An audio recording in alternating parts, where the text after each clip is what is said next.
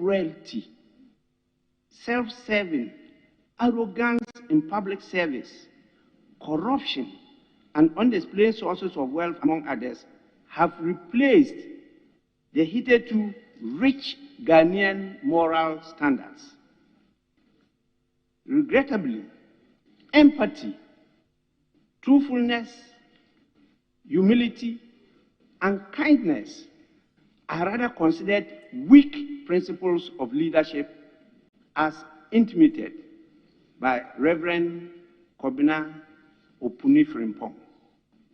Honorable members, permit me to thank the Pentecost Church, the leadership, particularly the chair and the vision bearer, Apostle Eric Nyamiche, for not only conceptualizing this dream, but taking steps to actualize it in such a national character. Indeed, Nyamiche is God's gift to Ghana. And I'm sure that is the meaning of the name. Nyame Che. So God has gifted him to us. A key question is heart.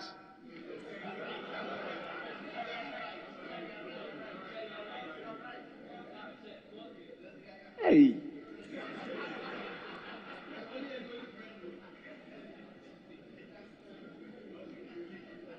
My friend wants to mislead me, and I will not be misled.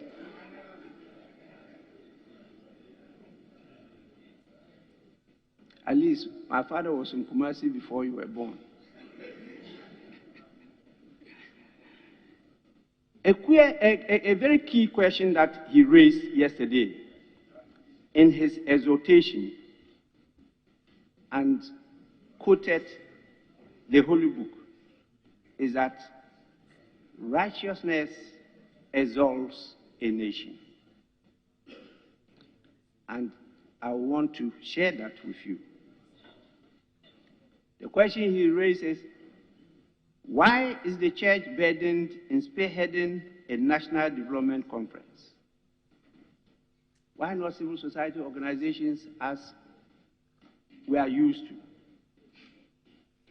But his answer was this: the purpose of the church is not only the salvation of souls, but the transformation of society and by extension, the nation. A church cannot say, I have saved a soul, and not care about the environment the soul lives in. So, honorable members, as legislators, businessmen, politicians, doctors, lawyers, laborers, teachers, in fact, all professions in the country, the products, our acts and inactions, our conducts should inure to the prosperity of the nation and lift the country's image. I think that is what we have committed ourselves to do.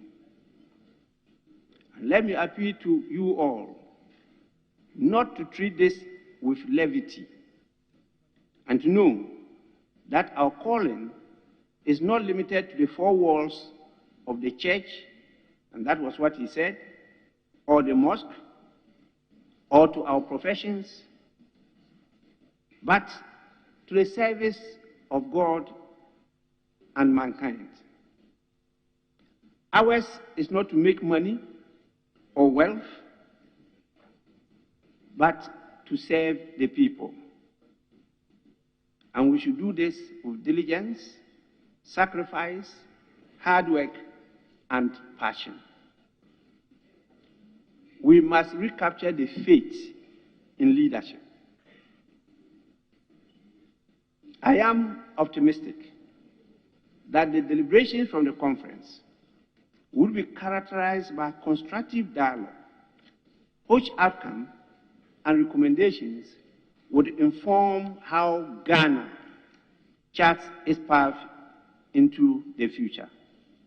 As such, the dialogue will create a watershed for a renewed commitment to ethical, moral, and effective leadership that cherishes the trust and confidence of the citizens. Let me end by thanking the leadership of this House.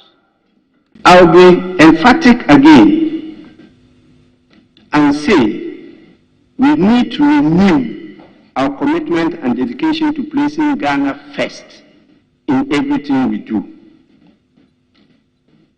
We need not to only have a change of mind, but also a change of heart.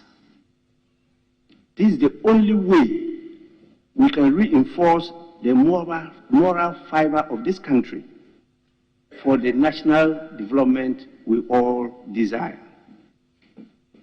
Honorable members, renowned speakers of yesterday's conference alluded to a gradual disconnection of conduct and behavior from leadership, in that in recent years, our society has come to accept that greed, weaponized cruelty, self-serving, arrogance in public service, corruption, and undisciplined sources of wealth, among others, have replaced the hitherto rich Ghanaian moral standards.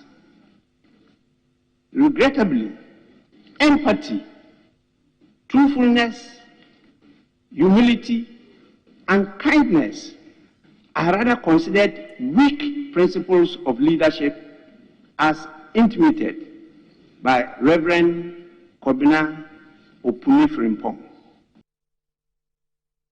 Mr. Speaker, the Minerals Commission has no contract with Kensington Industries Limited, which is now called Seven Seas Salt Limited. Mr. Speaker, by Section 5 of the Minerals and Mining Act 206, Act 703, mineral rights are granted by the minister responsible for mines on behalf of the President of the Republic, in whom these minerals are vested, and on the advice of the Minerals Commission. Mining leases are therefore signed by the minister on behalf of government. Mr. Speaker, by a restricted mining lease made on 29 December 2011, Seven Seas Salt Limited was granted a 15-year lease over an area of Keta Lagoon, measuring approximately 6,004.48 acres. The area subject matter of the lease is located at Adina, Agaveji, and Blekusu, all in the Ketu South municipality. A restricted mining lease is a lease for the mining of industrial minerals such as clay, sand, gravel, limestone, marble, and salt. The lease is valid till 28 December 2026, when the 15 years granted will expire. Mr. Speaker, on 7th October 2020, the company put Honorable Minister, just a minute. The First Deputy Speaker to take the chair.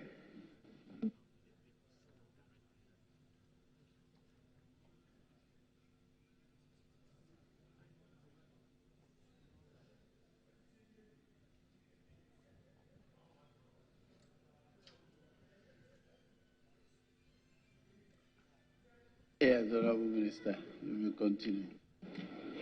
Thank you, Mr. Speaker. Mr. Speaker, on 7th October 2020, the company put in another application for additional restricted mining leases in the Adafianu area, also in the Ketu South municipality. On the recommendation of the Minerals Commission, pursuant to Section 102 of the Minerals and Mining Act at 703, the then Minister, Honorable Kweku Asumachiremi, on 23 December 2020, gave approval for the company to be granted a restricted mining lease over the area, subject to the payment of the required fees. Mr. Speaker, pending the payment of the fees and the issuance of a formal lease, the Minerals Commission noticed that the company had commenced operations without a lease and without an operating permit, contrary to the mining laws of our country. The Commission, therefore, on 23 November 2022, recommended that the approval given for a mining lease to be granted to the company be revoked. On 1st February 2023, acting on the advice and recommendation of the Minerals Commission, the approval given for a mining lease to be issued to the company was revoked. The Minerals Commission has taken the necessary steps to stop the company from operating in the area and are liaising with the Office of the Attorney General for the necessary sanctions to be applied. Therefore, Mr. Speaker, the only existent mining transaction between Kensington Industries Limited, now 7C Salt Limited, is a 2011 restricted mining lease signed by the then Minister, Honorable Mike Allen Hammer, on behalf of government. It is a restricted mining lease for the mining of salt, and it is valid till 28 December 2026. I thank you, Mr. Speaker. Thank you, Mr. Speaker. Mr. Speaker, I'm not aware about the claims my good friend, the honorable member, is making. But as I said, following the revocation of the approval, the Minerals Commission is taking steps to stop this company from continuing with the mining operations in that enclave. I will further follow up, and if there are additional measures which has to be implemented, we'll do so. Thank you, Mr. Speaker. Yes. Thank you, Mr. Secretary. And the alleged breach of the tenets of this legal regime, I will refer this subject matter to the Attorney General, and the Attorney General will take the matters from there. Thank you, Mr. Speaker. In his or her house. And so all of a sudden, the crime committed is put on the carpet and at the background. Then the complainant now becomes an accused. Okay, based on what? You are talking about corruption here. You may assume some form of scandal and call for investigation. I have no problem at all. I have basically no problem, given that one of the complainants is a public figure. But then my concern is, why would we want to draw in the government and draw in the president to the extent that lawyer people keeps on and kept on calling the president serpent, mother, whatever of corruption? Where does it situate comes in? If you make a complaint and a petition, and you are able to establish that, yes, your suspicion is real, or you have enough suspicion that the money might have come from an illicit source, so it has to be investigated. So be it. Otherwise, we are talking about Madam Cecilia Dapa, 1 million cedis, the charge sheet and all that. So couldn't the husband have given her the 1 million cedis? I'm coming. Why not? The husband is a rich man. The husband is a businessman. The husband is an accomplished person. So, can't it or not, but you and your wife, I and my wife, myself and my wife are one. The same thing applies to all of us. So let's situate it properly. Again, going forward, what has government and the president got to do with this at this stage? At this stage, all that we've been told in the public domain is that there's a court case running against theft, crime, at this stage. If for some good reasons or any reason, anybody thinks and believes so that an infringement has been occasioned by this couple, Cecilia Dapa and the husband, in this matter, that person has the right to raise any complaint and all that. He spoke about OSP. The law does not say OSP shall. It says may. Suomoto. Investigate these matters. So may. That is the key word. If you feel so strongly, petition the OSP or the SRAJ, as he has just said. But to get into the public domain, invite her into the court of public opinion and roast her here to the extent. Yes, we are all worried, but really, I mean, this is a matter that is still unfolding and involving the court, so there's not much that one can say. $1 million isn't pocket change. let's not lose sight of the fact. Why would anybody even mention that $1 million? It means she has her sights set on something to cushion not just her personal life, but to secure her political future going forward, because that's the justification that she gave, being able to control others. So it is not something that we can merely wish away or excuse. And I think that, for starters, somebody should be checking her bank balance and to see if she's made some headway towards acquiring that war chest and is well on the way to meeting that threshold that she set for herself. So, and I'm not saying it idly. Me make 1 million and I make a is the same as I have intention to steal 1 million. There's an account saying that But finally, about you're not taking lightly talk about making money. Do you think that there's a need to investigate that? You think that's necessary? Absolutely. I think that for starters, and I've said that in another form, we need to start with a lifestyle audit. We need to start with a lifestyle audit of our people in positions of authority. You heard President Mills saying that if SEPS officials are able to build a house in 3 years, then it means they're corrupt. What about government officials whose only official source of income is their salary, acquiring property in 3-4 years? Isn't that worth investigating? But the thing that Professor Mills spoke about, and God bless his soul, we know them, we just play ostrich, don't we? That is why I'm saying that we shouldn't just pay lip service to it and say things that we want people to hear. But we should move beyond that and start with a lifestyle audit of our people in positions of authority. Chinua Achebe, that great writer from Nigeria who wrote as his magnum opus, his greatest book was Things Fall Apart, but people have not read his Ant Hills of the Savannah, in which Chinua says he does not know from what inexhaustible wells of patience the poor man in Africa draws. He is constantly abused by politicians and he or she does not react. He goes to a public rally and he is sitting under the hot sun. He or she is sitting under the hot sun. But the so-called leaders are sitting in air-conditioned places watching from afar. And then they harass them on the roads with their never-ending motorcades. And after they have finished, then they have a choice of the best food in the world. And we do not get angry. Africans must get angry. I've said it and I'll repeat it again. Those who are coming to this administration thinking that it's an avenue for making a lot of money are going to be disappointed.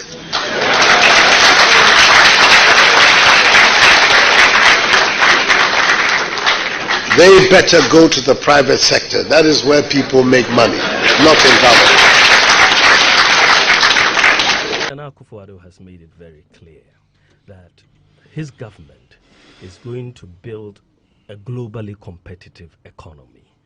We have not really been thinking global, and this is what we need to do, that we have to understand that we are in competition with other countries, and investment moves from country to country, so we have to think global.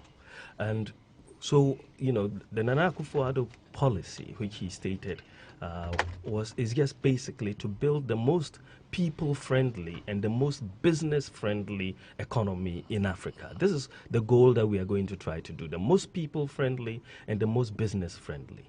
The tax issue is a major issue, because if you are so fixated on revenue, you will essentially end up hurting your production. And so if you go back into history, you study the economic history of United States, Germany, England, all of them have used the tax, policy to encourage production. And this is why we are saying that, today you have a situation in Ghana, unbelievable situation, when businesses are out on strike. Businesses who should be selling are out on strike. Why are they out on strike? Because they've been overburdened by taxes. And if you don't take care, you'll be chasing the tax revenue and killing businesses. And when you kill businesses, it means you are causing unemployment. And so if you go back, this is why Nana Akufo-Addo is saying, you know, we need to mobilize financial resources. So why are you going to be imposing VAT on financial services? It doesn't make sense in a country which has got a very large unbanked population and we want people to bank. We will abolish that, he says. We will abolish import duty on all raw materials because that has been a policy that will help production. Let the businesses produce. Let them make profit. And when they make profit and employ people, we will get income taxes and we will get corporate taxes. So you don't go ahead to kill the business. No, let them bring in the raw materials. Let them produce. Then you will tax, you know, at the end of the day. And I think that you have a government where you have cutlasses being taxed, condoms being taxed, you know, and even savings. There was a 1% imposition on savings, which was later withdrawn. On investments, on yes. investments, which was later. I mean, even to think about it it's been suspended. It's been suspended. I mean, but even to think about it. Oh, it's now abolished, is it? Okay, good. Yeah, but even to think about it, it doesn't. It just questions who are making these policies. I mean, but isn't it just another way? Another way of raising revenue. Well, yes, but when you become desperate, this is what happens, that when you've mismanaged the economy into this hole, then anything sounds great to you because you don't have any option. What is the difference between the ordinary thief and a political thief?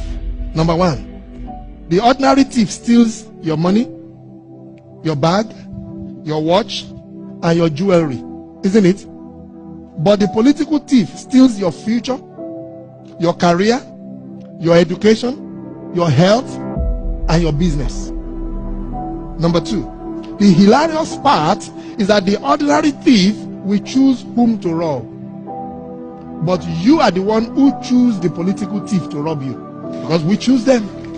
We vote them. We blindly say we are not blind. Who is deceiving who? The ridiculous part of the whole issue is that we will fight to defend and protect our belongings from the ordinary thief. Is it not? But we fight each other to defend and protect the political thief. Is that not what we do? Thugs will be fighting themselves to protect those that are stealing our career, stealing our job, stealing our health, stealing our success. What a shame. If you reach a certain stage in life and there is nobody who can look you in the eye and tell you the truth, you are doomed. And that is where our country has gotten to. We need to rescue this country. Wallahi. And I feel very terrible as a Ghanaian at this time. This country is in serious trouble, ladies and gentlemen. We are in serious trouble. We need to rescue this country, ladies and gentlemen. The presidency has been so depraved, so muddied, so dirtied, that I tell you in all sincerity as a Ghanaian, that I feel terribly sad today as a Ghanaian. We need to rescue this country. Wallahi. Inshallah. Please don't cry. We shall rescue our country.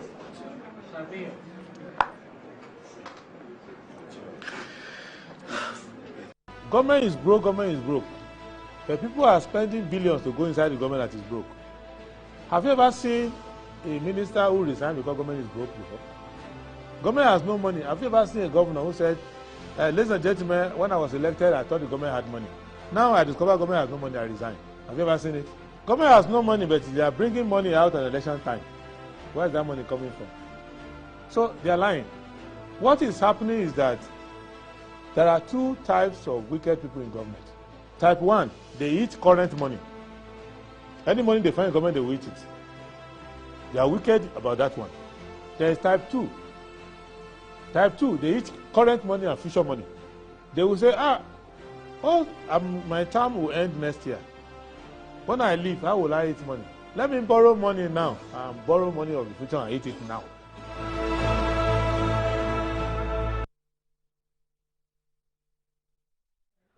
Good morning to you, and you're welcome to the program. Is Good Morning Ghana. It's the 31st of July 2023, and it marks the final day of the month. Let's hope that we'll have a good month in the coming one. My name is Ania Fampof. We're live from the studios here at Northbridge. Follow us on social media at Metro TV Ghana on Facebook, and also Good Morning Ghana as well or on Facebook. I'll give you the headlines now, and then later the guests will join in. I start with the Daily Graphic, and it says 447,204 candidates set for WASI. Passage of Wildlife Resources Bill progressive. Jinapo. Financial irregularities. Auditor General uncovers 15.1 billion Ghana cedis. Public board corporations involved. Curbing indiscipline in SHSs. Scrap boarding system. Educationists propose. Scrap boarding system. Ghanaian Times. 2022 annual reports and financial statement. BOG loses 55.12 billion Ghana cedis following restructuring of government debt. AMA jails 5 vendors, shuts restaurant over food safety. Finance Minister presents mid-year budget review today. Supreme Court orders Yoko to defreeze bank accounts of businessman. Daily Guide. Draboso MP in near fatal accident. A story that got all of us frozen because we saw the pictures of the accident and my goodness. We wish him all the best, speedy recovery, and we pray that you come in full force or come back in full force. That's Kwabena Minta Akando, one of the finest MPs on the health committee as well, and very strong with agricultural background. Asin Central delegates route for Baumia. Nana sacked Bosome Freho DC. Probe 50,000 annual child deaths. That's a Child Rights International with Bright Appear on the front page. Hot race for Mahama Veep. Hot race for Mahama Veep. It comes with the pictures of Professor Joshua Alabi and Julius Debra.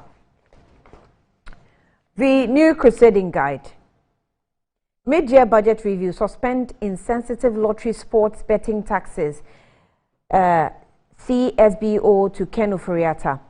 Inoknyako picks forms to contest German North NPP seat. Ofosun Cancer support thousands of Asante Achim Central. So Kishaw Grumudas under fire over alleged shady deal. And also the big one, government releases 300 million Ghana cedis to senior high and TVET schools. Minister drags common fund boss before Akufo-Addo. Top right corner has Nana B donates to Tafo Government Hospital, inspects ongoing construction of a 30-bed child rinse ward. The Insight. Fear grips MPP over Hunter West seat, refuses to give in to plea for bedridden MP.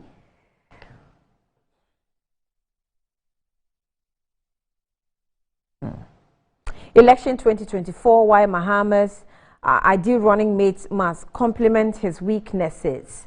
Russia signs massive military deal with 40 African states. Supporters of Amase pick up nomination forms for NPP parliamentary elections in Akwatia.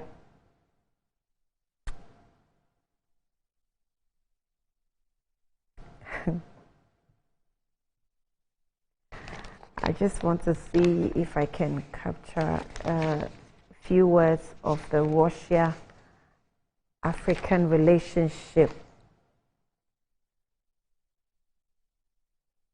Okay, so the story says that Russia has signed agreement for military cooperation with over 40 African countries. Russian President Vladimir Putin announced on Friday in St. Petersburg. He made the announcement during the second and final day of the second Russia-Africa summit, saying, "We are developing partnership in military and military technical cooperation with more than 40 African states to strengthen the defense capabilities of the countries." African states receive a wide range of weapons and technology, some for free. Quote, "Some of these deliveries are provided on a gratuitous basis with the aim of enhancing the security and sovereignty of the countries. Representatives from African countries have been invited to actively participate in the Russian organized military forums dealing with the technical aspects of the weapons and also maneuvers to become familiar with the equipment and its use. Putin also announced that Russia would provide assistance to the countries in their efforts to free themselves from vestiges of colonialism. The Kremlin leader reiterated that Russia would continue to be a reliable supplier of of grain to the countries, that's the continent's countries. And okay, I think it ends here. The Herald newspaper.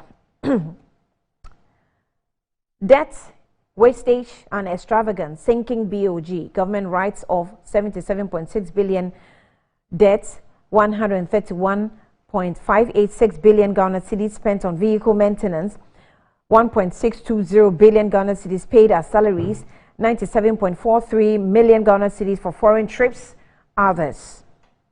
Debt owners of ex-ministers $1 million was roadside shoemaker. says lady Apostle Paul Adomotre cemetery story collapsed. But why do you decide to go by the lady's statement and collapse Paul Adomotre's statement? Akufo-Addo suffering memory loss, Mahama jabs, and then we also have protracted Kwenyanya land dispute settled. The Daily Statesman. Finance Minister presents mid-year budget today. Witchcraft accusations now criminal. UCC honors NAPO with Doctor of Education Leadership. NPP urged to employ strategic communication to address voter apathy. The Publisher. Winneba to host 2023 Ecowas Parliament. Jinapo applauds passage of Wildlife Bill, says it's a game changer for wildlife management. Tampuli extols RMU's professionalism. 8,000 government affordable housing coming, says Asenso Boache. The Ghanaian Observer. Gas sales agreement, GNPC, Gensa energy deal in trouble as independent power producers pull out of sweetheart deal. Sweetheart in quotes.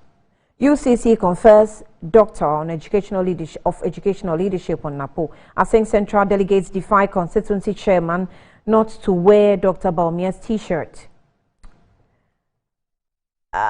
Government releases 300 million Ghana cedis to senior high schools and TVETs, senior high and TVET schools.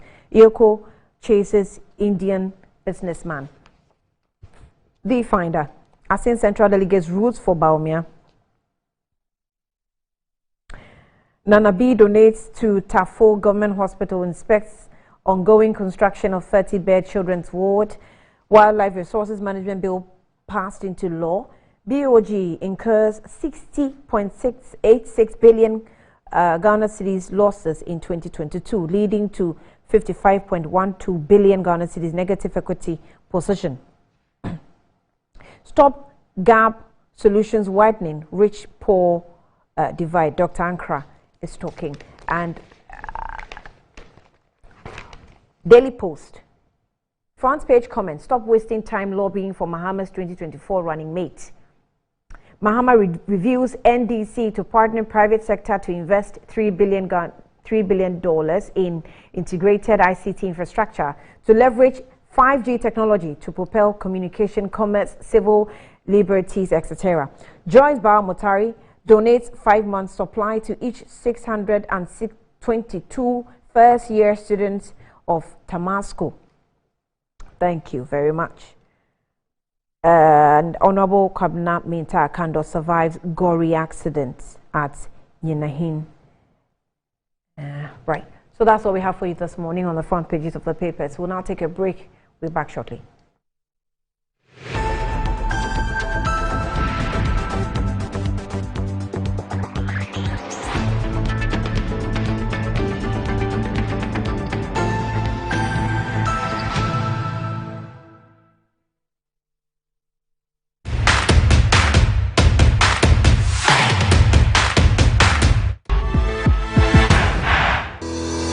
Enjoy the fruits of your labor, they say. But as humans, aging and physical infirmity stands our way of enjoying our mansions and homes. It often becomes challenging, if not impossible, to use our stairways day in, day out. With portable American pneumatic vacuum elevators, PVs, you are assured of unlimited enjoyment of your mansions and homes. It's a self-supported elevator for vertical movement of humans and goods at homes and offices. The original comes in 3 custom-made models with wheelchair accessibility. Call it luxury, but it's a necessary imperative for vertical mobility. Do not let aging or infirmity limit you. Get one for your easy vertical mobility at home. It's affordable and can be installed in just 3 days without modification to your existing building. It's however easier to incorporate it at the construction stage. We also have traditional Fuji elevators and escalators for your high-rise buildings and malls. Visit Lifts and Elevators Company Limited at Sakumono for your elevators nationwide. For free consultation to call or WhatsApp us on 0200-535-515. Lifts and Elevators, the elevator people.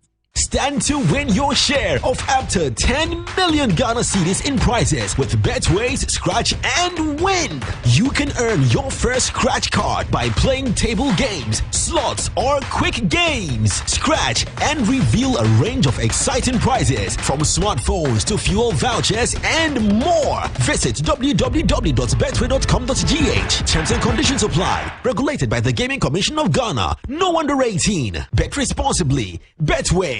Bet your way. Yamawakwaba the button Nadum Auto Fix and Accessories. Ahadie e bano KSC near Wakadia. Ubenya biwa.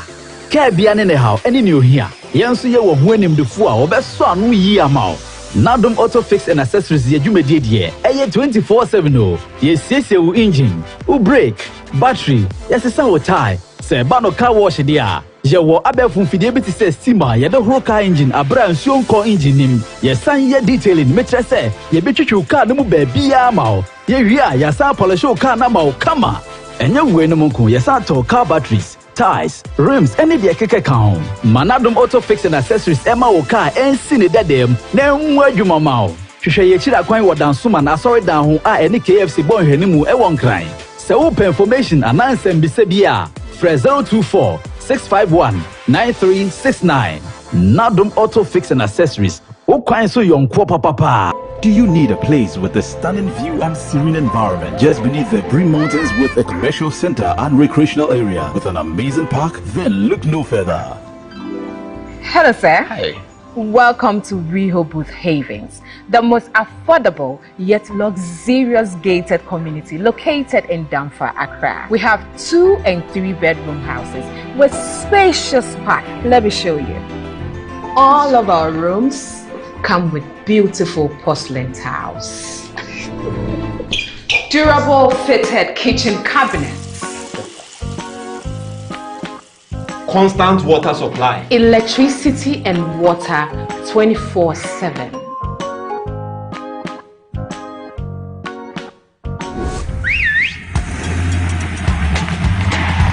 I'm buying this house.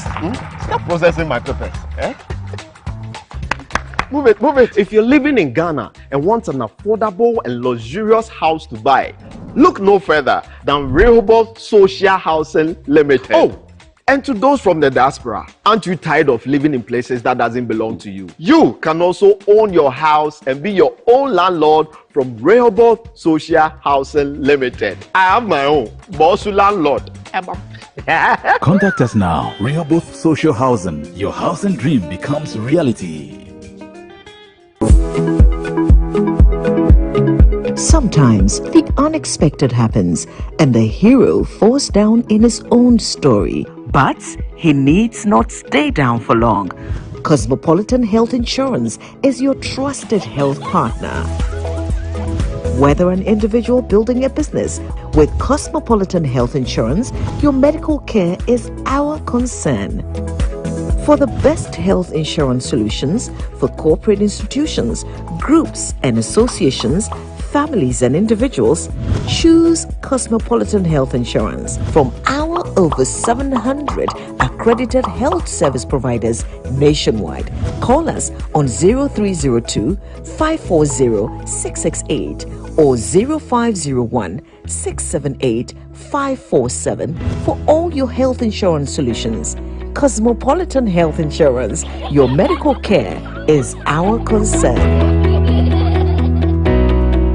For over 20 years of serving the world with herbal and alternative medicine, we've been successful in treating complicated medical conditions with a perfect combination of herbal and alternative methods of treatments like homeopathy, naturopathy, reflexology, and many more. We deliver excellent and effective service to people from all walks of life through scientific and traditional means. We have a well-equipped laboratory with advanced diagnostic and treatment devices to help detect your illness so we know the right medication to be given. At Amen Scientific Herbal and Alternative Medical Hospital, we are proud manufacturers of our own herbal medication. Our zeal and passion to save lives with our patients at heart and outstanding achievements since 1996 has won us several awards. That is why we say, go herbal, go Amen. We are located everywhere in all the regions. Amen Scientific Herbal and Alternative Medical Hospital. Allahu Shafi, God is the He. My son, there's more blessing in giving than receiving. When you fear for you and cover the makers in The pneumatological aberration of the Lord revealed unto me this night that me and my household should go out into the world and bless the world. Makers Electronics Company Limited. Up to 67% discount. Our selected appliances. This is what I call quintessential immaculatability. The Makers Electronics Company Limited. Taifa Burkina Highway. Amasama Zongo Junction. Edike Pharmacy Dining. Oyer Fateman Boga Junction. Ashaman Valco Flat. Kumasi. Ahinema Kokobin. Asafubuachi Hospital Junction. Sakrani. Number 9 Market. Tell mom and dad about the Makers Blessing Attack program. From 0552 222 253 and 0552 222 254. Terms and conditions apply. The same got to move.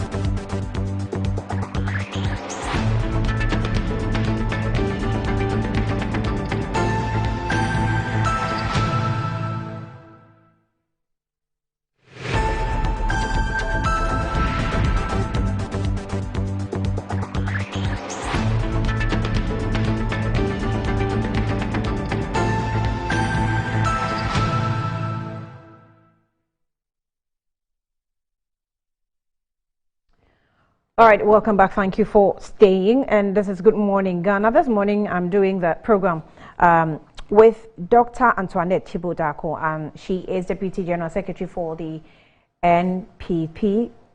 Maybe yet to step down. She will have to explain the stepping down thing for us. Doc, you're welcome. Good morning to you. Thank you very much. It's been a while. It has been, yes. It's been busy. I can imagine. I mean, one must go. Not sometimes you just manage and then you do some other things, you know. So I think at a point I found out that I was just juggling too much. So I had to manage a little bit, get a little bit things, you know, quieten down, and then recuperate, and I'm back. So is that why we can't have you at DI? Well, for now, I'm still substantive Executive Director of the Institute, but in June, my 2-year term at the Institute has come to an end in a way. So, but I still haven't had, my board hasn't met, so there hasn't been. Yes, it's been 2 years already since I was appointed. Yes, and now I'm Deputy General Secretary. So wearing the two caps is also something that has to be. You're waiting. Okay, so some of you saw the flyer and you were asking me. I don't even know if you didn't see her acceptance statement when she accepted to be, you know, Deputy General Secretary. But yeah, she is, right. So just in case you're wondering, yes, she is Deputy General Secretary, still the substantive Executive Director for Dankwa Institute, as she's saying, but definitely will step down soon. So we'll expect that too. Well, also, Zura Mohammed Ibrahima is the Honorable Member of Parliament for Salaga South constituency. She's also joined me. Honorable Member, thank you so much for your time. We have a lot to do in Parliament today, I guess. Yes. Sure. All right. So we'll be with you. We'll be sitting with you and waiting for the late minister. I don't know. These days, when we know that he's coming to Parliament as journalist, we are not happy. We are just not happy because he will just distort our timelines. Whatever plan we have for the day is a mess. Because he gives us A, he's doing B, and he does same to Parliament. No. We are too patient for finance. That's what he does to us in Parliament. And you have to talk to him. Why? What happened? He does same to Parliament. Late. Really? Not show up at all. You don't know? Change the date. You don't know that you at the very last minute, change time. Yes. It happens all the time. It's so unprofessional. It's not Parliament that gives the time for the presentation of the budget. He will be the one to be telling you, I'll come at this time. And before you know, they will sit. Parliament. Last time, I remember, Parliament was just angry. Oh, then I apologize on his behalf because I've had meetings with him and I haven't seen that lateness happen often here. Man. Anyway, so enjoy the fruit of your labor, they say.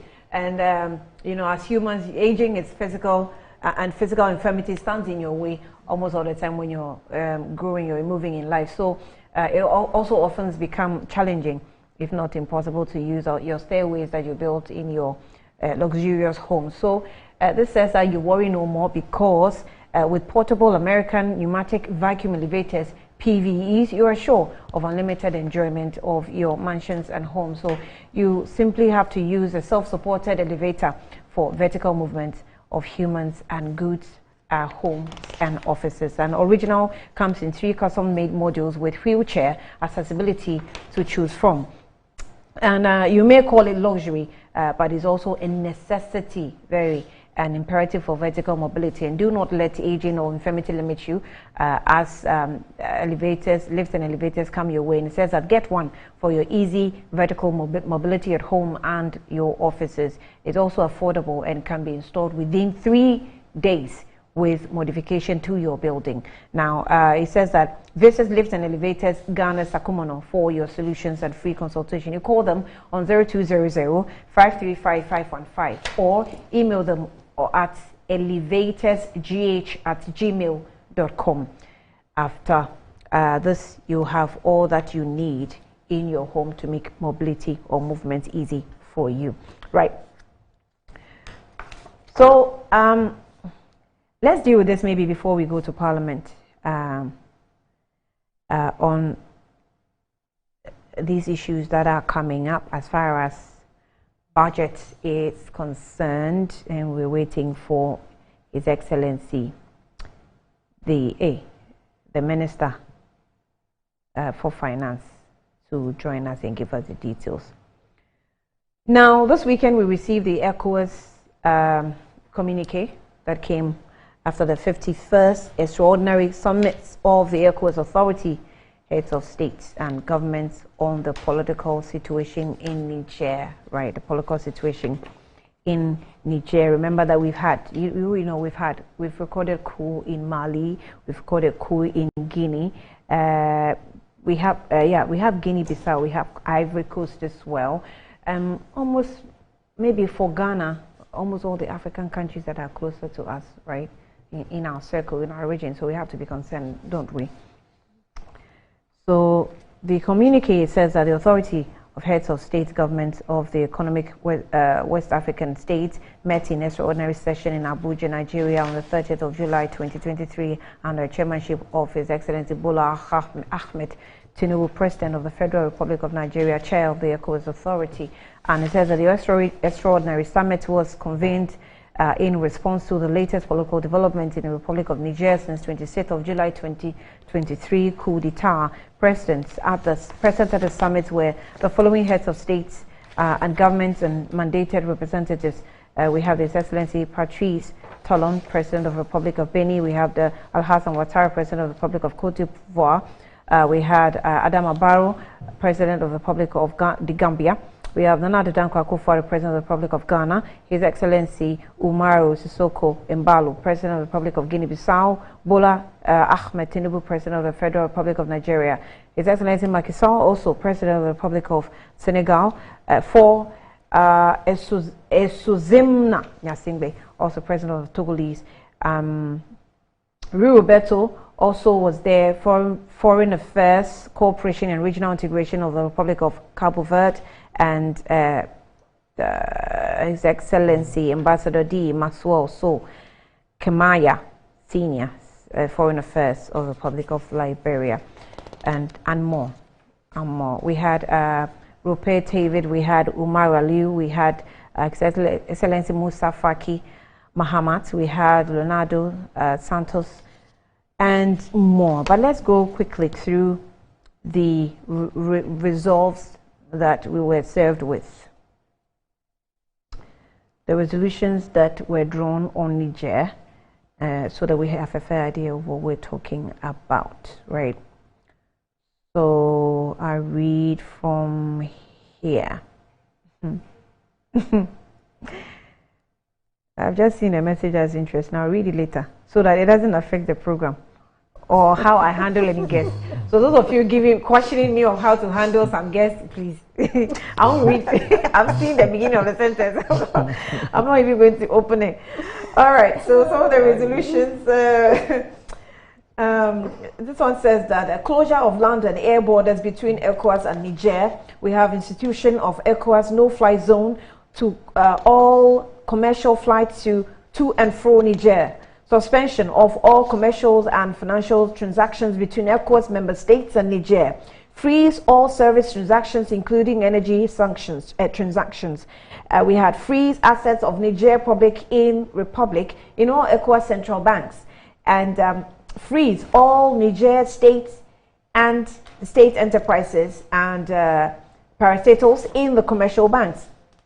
Suspension of Niger from all financial assistance and transactions with all financial institutions. Impose travel bans on military officials and their families involved in the coup attempt, including anyone who attempts to take a position in the military government. And these and more are the resolutions that were served us with after this extraordinary summit.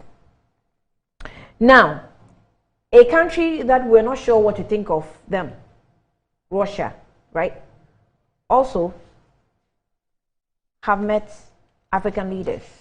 I think I read excerpts of it in the newspaper, the Inside newspaper. Ghana has already indicated that we do not know what's it called. We don't want to align, right? We don't want to align with any of these war-torn countries involved in the war, Russia, Ukraine.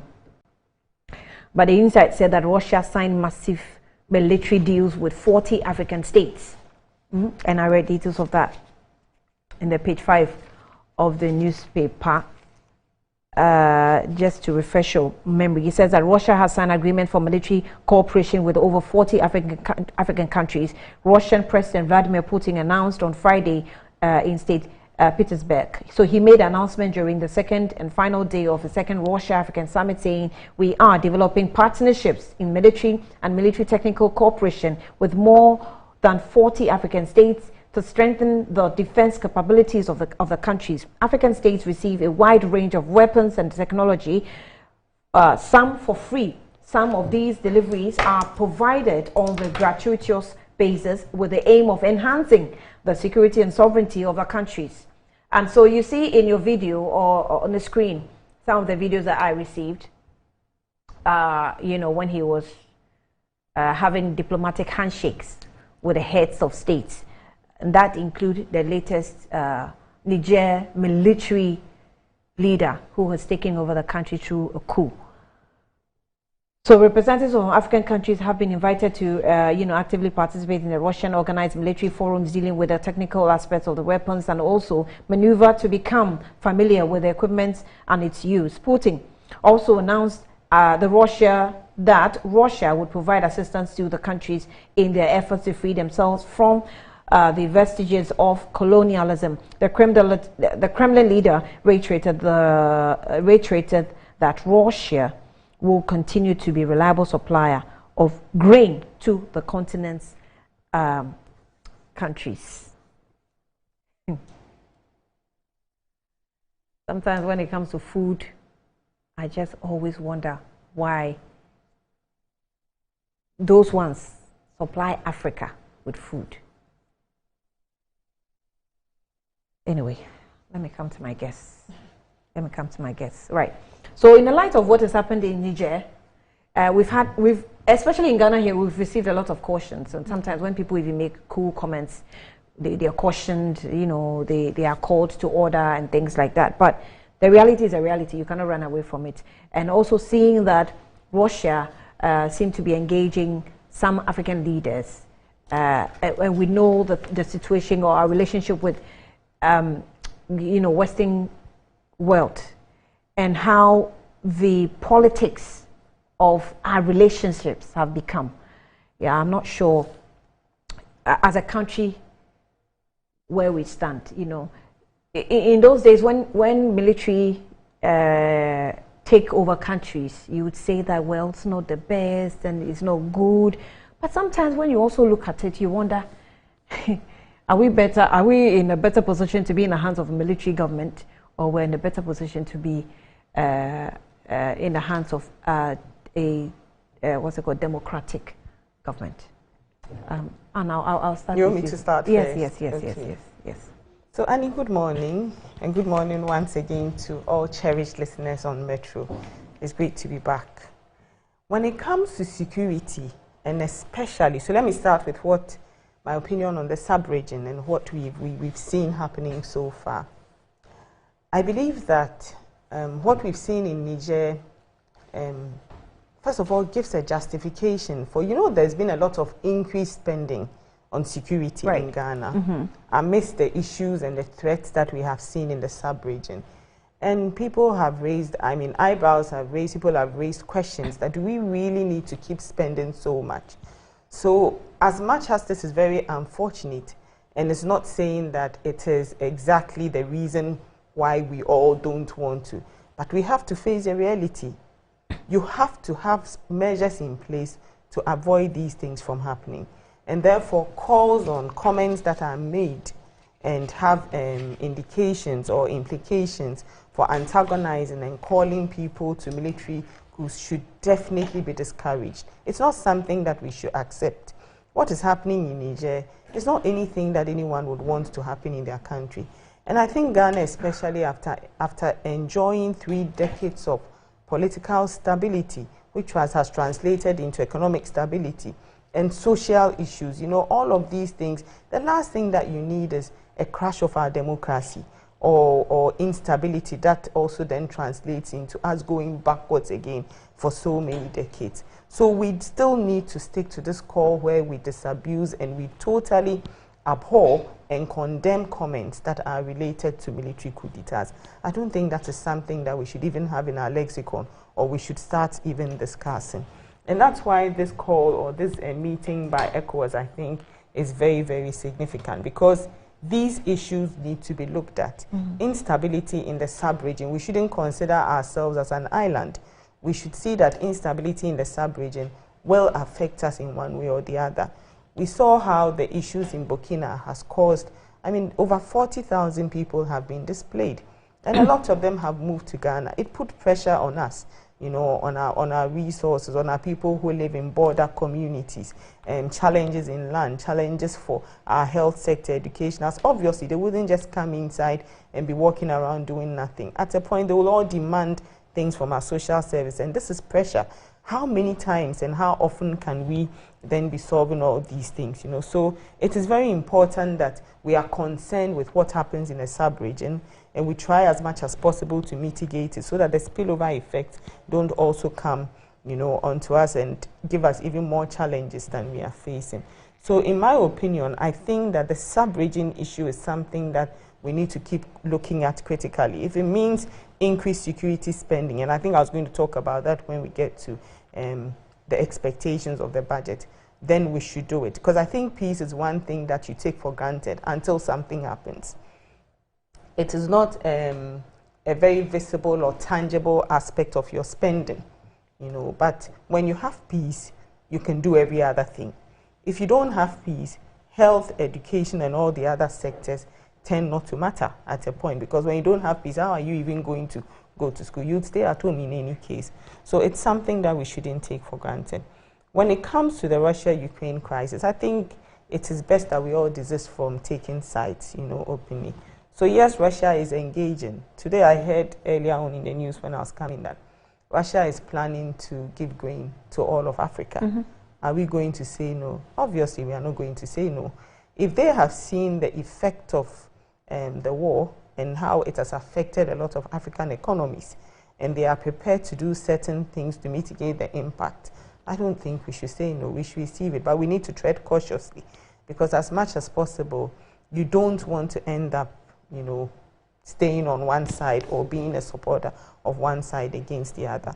Of course, we also need to remember that we are signatories to some bilateral trade agreements. We are also signatories to UN conventions and etc. So yes, when there are justifications for why one country has definitely crossed the line and then done something to another country, we would also go by those conventions. And I think that's where we should keep going. Yeah. But you know, when we talk about peace and stability, I'm convinced that African leaders don't understand what we mean by peace and stability, and they are they deceive themselves by thinking, well, because military is not taking over and police is keeping peace in the country, maybe crime is reduced, it means that we have peace and stability. But in security, we know that human security is paramount, probably first, if not among the first. So African leaders continue to disappoint its people, and they forget that we are faced with the absence of peace because of the economic situation we're plunged into. And people, you know, out of frustration, decide, I'm checking the Niger economic indices, and I don't think they're even worse than Ghana. But people are just frustrated by what they see, what they hear, what they see the political class do. And sometimes, you know, they don't give birth to me to come and, you know, carry out a coup. But you are just sitting there, you're watching things, and you decide that this will not continue. And people decide. So African leaders, they are tackling the problem from a different angle. I don't think so. I don't agree with you. You see, Annie, one of the first steps towards maintaining peace is to have a stable democracy. You cannot undermine that fact, or you cannot underscore that fact. If you don't have a stable democracy, what's democracy? If you don't have a stable democracy where you have a member of parliament who represents their people, you have a president who has been voted into power for a certain number of years, you have a constitution that is guiding the country. When there's a coup d'etat, the constitution is thrown away. What are you using to run the country? Who is now the law? Who is now the ultimate? How? In fact, when that is thrown away, who is going to obey who? How does the police and all the other forces then work? Police, prison. So think of it, immigration, everything is thrown in disarray. So I don't agree to that. I think African governments supporting democracy is one of the first key steps to maintaining peace and stability. Economic instability, economic unrest, yes, that translates into these issues. But it is not the crust of the argument. I believe strongly that is a democracy, that's the first step that you take. If you have people able to voice their power and their decision making through the thumb, through democracy, through going to the polls, you've ensured definitely a very high level of peace and stability. Following that, yes, you have to look at all the other issues. So for me, I think the structural issues that undermines peace and stability starts first with democracy. Then you can come to the economic issues. Then you can come to the social issues. All of these things do come together to form the peace and stability we want. So if you are first of all upholding the democratic tenets of your country, abiding by the constitution, then you have a basis or a solid foundation that you can then use to build the other things. Economic issues happen across the world everywhere. But does that destabilize the democracies of the Western countries? You know, so it is a question that we must ask ourselves too. And I understand what you're saying by saying that all of these economic issues and the indicators translate into the instability. Yes, it does. But if your fundamentals are weak, that is, if your democratic fundamentals are weak, then it has a higher impact on it. So if you look at Niger, Niger hasn't had a stable democracy that we have had. You know, so unrest there has been something that volatile, exactly. So then something like these things trigger easily. But we have managed to have a fairly stable democracy, and we must hold on to it so that certain things do not trigger an unrest. And that's why I say it is fundamental, it is important that we keep this democracy the sanctity of our democracy is very important. We keep it safe and solid. And the other issues we can work on. Because believe me, when there's unrest, you can't even work on the other issues. And then what happens is those indicators that you thought were so bad, they actually go further down. They plummet down, and now it even becomes almost impossible to do to fix these issues. So I believe that we are on the right path. Lots of African governments. Nigeria has just elected a president. Everything is not smooth, but they are working. Kenya, the same thing. I'm sure you saw the opposition fighting and going against the cost of living, standard of living, things are hard, everything. But does that mean then that African governments should throw away the democracy, throw away their constitution, and say that we're going to work on it in a different? No, not at all. You need it as a basis. You need to go by it and stick by it. We still need our safe and stable democracies, and the other things we would work at. That's my opinion. I remember. Let me have you come in. I was actually asking the question of what are fundamentals of democracy. If we want to practice democracy, what are the fundamentals we are hoping to achieve once we're doing the practice? Because if you take Ghana, for example, yes, we've practiced democracy, we've had a stable one. There's been a bit of hitches whenever we run elections, but we come out, successful. But what is success when the people continue to be plunged into poverty? Yeah, Annie, good morning once again, and good morning, Dr. Antoinette. Good morning to your viewers.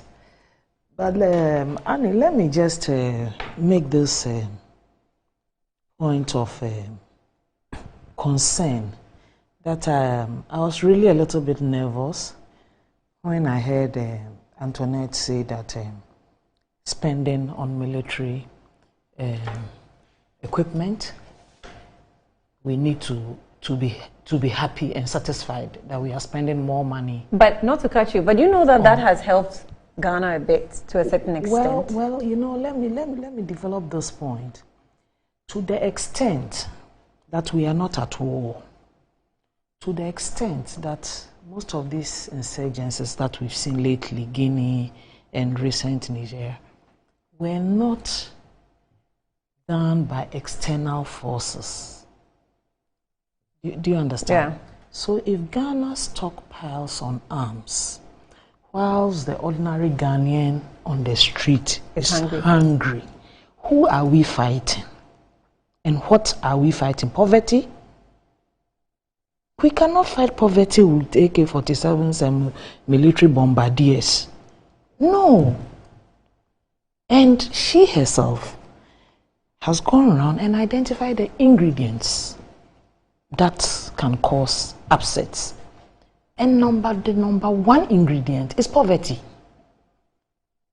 When our sages said that there can be no peace without justice, when you take it literally, you think that, Akosia knocked me and I knocked her and we fought. No. You see, when you hold government, when you are a government, the people of Ghana vote for you as a government, you hold the power in trust for the people. So the people's welfare, how the people fare within that system, is the number one thing that is paramount. So if everybody in Ghana is hungry, when I was driving here, the media, the radio stations are abuzz this morning with a pending increase in fuel prices from tomorrow.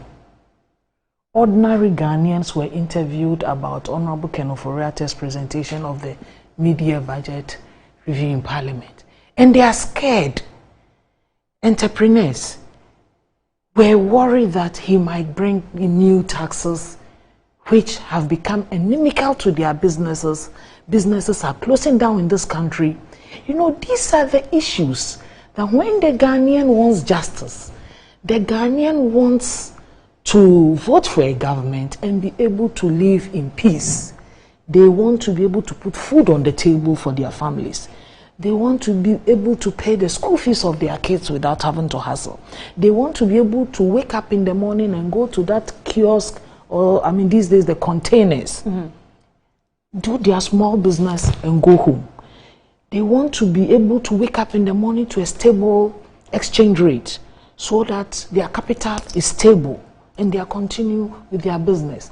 They want to live in a country where the returns on their investment is not all paid back into taxes.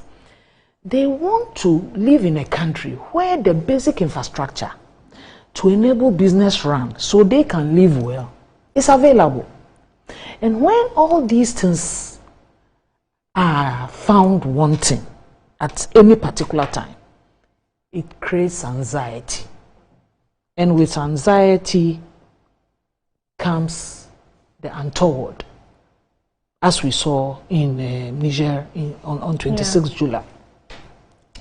No one, coup d'etats and military regimes are never the ideal. No one. Indeed, sitting here as a member of parliament, if there's a coup tomorrow, parliament is the first casualty. Right. We all know that. Why are we then not doing everything that we can to preserve the democracy that we have? By focusing on human security. For me, human security. Yes, my concern is human security. No one goes even into military. No. That my aim is I'm going to carry out coup. No. Exactly. No one does that. But once you are there, yes, and you have seen how security ammunitions are handled, and how security communications are done, you just begin to plan things. By seeing what the political class that leads us, does. Exactly. We have seen a video, I don't know how true these days with technology, and they can do all sorts of things, where the Nigerians are demanding from the foreign finance minister to account for their monies. I have not authenticated that video. But yes. But we have a similar story here of a $1 million, 300 euro, who is asking for account. Why are we not accounting to the people? $1 million is a lot of money in this economy. And for any single person who cannot, this story broke more than 2 weeks ago. The minister has not come out to tell us how she came by that money. We are hearing communication spinners, everybody trying to put a spin on the issue. But if the Nigerians are asking their finance minister, come and account, then clearly the problem is not democracy. The problem is not some, youthful exuberance, people who just want to take arms, as you said, and overthrow a government. But there are real issues of accountability to the people. Yes. So, they have decided that they have banned French language as the official language. That's right. They have now sacked the French military from, this is from African Archives. It says that the military regime in Niger has, with immediate effect, banned the export of uranium to France. Over 50% of the uranium ore extracted from Niger is used for fueling French nuclear plants, power plants. 24% of EU uranium imports come from Niger. Exactly.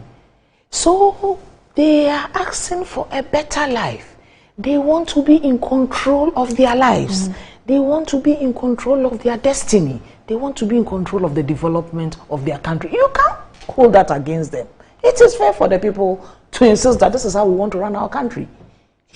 France can't run our country. We are not French. We are Africans. You see, so these are the elements and the ingredients that lead to instability. Now listen to this one. Also from Africa Archives. In France, 1 in every 3 light bulbs is powered by uranium from Niger.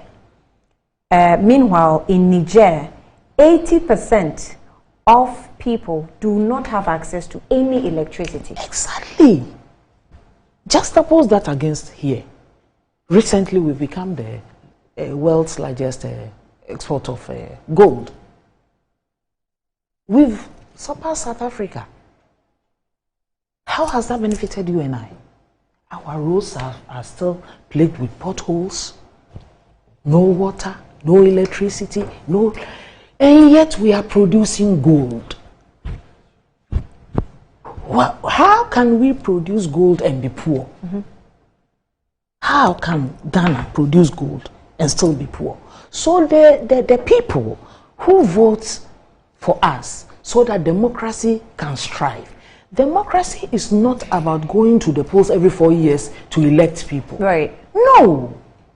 The frontiers of democracy is bigger than just election. The election comes off and then that's it. For the 4-year mandate that you have, that is when you practice democracy. To what extent have we listened to the people who were told we were going to go Ghana without aid? And we couldn't do it. Did we come back to tell the people why we couldn't do it? When we came to power and we said we were going to reduce taxes, take off taxation, and and we were not able to do it. Did we come back to tell the people? We just found a new way of smuggling new taxes into the system. And so when you don't account to the people, and the people are the stakeholders, you cannot build a military arsenal. In wait for what? What are we worried about? What is Ghana worried about? That we are supposed to encourage an increased spending in military accoutrements. Why should we? We probably should be expecting that in the budget. We are waiting. Let's pray that he comes today, because he was supposed to come 25th July. He didn't come. 27th July. He didn't come. I'm sure by the provisions of the Public Financial Management Act, he will have no option but to come today, because today is actually the last window that he has to present there. So we will wait and hear what he says. But I can assure you that Ghanaians who voted for the 275 MPs to sit in Parliament are not interested in piling up military arms to fight no enemy. We don't have any enemy. Our enemy is poverty. And we don't fight poverty with AK-47. We fight poverty with empowering the people. We fight poverty by making judicious use of the country's resources. That is how we fight poverty. And so if we don't want, no one is happy with Niger, Ecowas has issued this beautiful communique, but hey, the Nigerian mutineers are also saying that Ecowas should not attempt to come there with military might. Right. So this is a sovereign country. Yes, we all They have actually rejected 8. Yes. Coming in. Yeah. So you see, ECOWAS, the response should not always be this brutal. I'm sure issues unfolding in Niger came to the attention of ECOWAS, because they will have MPs at the ECOWAS Parliament, and then the ECOWAS Commission itself. Exactly. So why sit down and allow the situation to deteriorate to this extent? And now you are trying to fight the country back. It's a sovereign country that says we will not allow you in. About African leaders. And it's not just a Ghana problem. What I don't understand is you're managing a people, and the people are equally as wise as you. or maybe, for want of better expression, equally as foolish as you. Whoever we put in office is just as us, except that we have decided to choose you to represent us. Now, when you get there and things are happening and we ask questions, sometimes when you ask the questions, the answers that come, it's as though you can't think on your own. You don't know what to do with yourself as a human. You're different from the person that's in the office. And I don't know how you advise people not to be planning things like coup, yet you behave in a certain way that will drive them on that path. The ordinary people of Niger are celebrating. They are. Look, I was checking comments. No one is asking why they are celebrating. No. I was just checking comments on social media. It will shock you how people are celebrating what has happened. People are celebrating. And as you said, some of them are holding the Russian flag. Why are they holding the Russian flag? No one is asking. I was in Russia 2 weeks ago. Oh, you were also there? I interacted with ordinary, everyday Russians. I interacted with the politicians. I interacted with business people. And let me tell you something about the Russians that we didn't know. The one theme that cuts through most of the conversations I had with them, values and tradition. Values and tradition. Everything Russia is about their values and their tradition. And so if they are not allowing the Western world to come in with their values and tradition, does that make them bad boys? And their values. And I'm not surprised that coming from the Russian African Summit, the President Putin is saying that they've signed over 40 agreements. Their values and traditions are very close to our African values and traditions. Is it? Very, very close. Example. So any nation taking care of the elderly, taking care of the aged. I found in Russia that the retirement age 70, but women are allowed to retire at 65, and the 5 years compensates. This is what the minister said to me. Said, the 5 years allowance given to women compensates for childbirth, pregnancies. These are people thinking about the welfare of their people. You go there, they are happy people. Let's not listen to Western propaganda. Russia, they are happy people. They are in love with their president, and he's doing the best he can to protect their values and traditions. Simple. So I am not surprised that over 40 African countries have signed this military agreements with Russia to supply them because they find a friend and a brother in Russia. They find a friend and a brother in Russia. So what are we doing? I'm happy that at least I'm told our Deputy Foreign Minister, our Minister for National Security, and of course the ambassador, our ambassador in Moscow attended the summit. I'm sure they will come back home with some very good takeaways to help maybe look at our whole foreign policy regime again. Of course, we remain non-aligned, but hey, we'll take the good against the bad. So where there is good, we'll go to where there is good. And I found very interesting country. Completely, you know, all the bias that I had in my mind about them was erased. You would think that they paint Putin as a president, isolated, even his people don't like him. You know, you just walk from the Moscow Museum and there you are, the Kremlin. And it's not a wall. It's just this barricades, metal barricades. And when Putin drives in, he's waving at the tourists, he's waving at... And he's there with them all the time. It's completely different. So I just hope that African leaders will imbibe some of the values that the Russians are trying to hold on to. Let's hold on to our values. Why must we mine gold and be poor? Why must we have cocoa and be poor? Why must we have timber and be poor? Why are we public officers? Public officers. You see, the West comes and they tell us this is the right thing. Did the West say putting $1 million in your bedroom is the way to manage your economy? Do we know how many other people have millions in their bedrooms? We've just seen 1 million. How many ministers do we have? How many government appointees do we have? If we do a rough, just let's say something for the fun of it, let's laugh, multiply it by those numbers.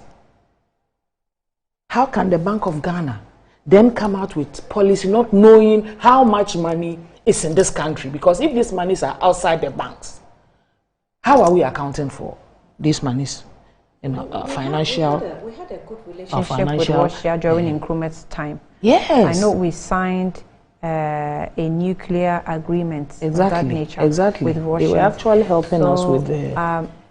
maybe a little too political, but our turnaround with the relationship with Russians, I'm not so getting. I'm not getting what went wrong or what changed. Yeah. But that's not to say I'm supporting Russia. Because I'm not. I'm not declaring any position. It's just about, you see, there's a way. You see, that's the point. That's the point you make. Supporting in this country, as soon as you say something, you are either supporting or against. That cannot be. No. You can't build a country on those bases. Let's speak truth. Let's say what is right, and let's endeavor to do what is right. In any case, common sense.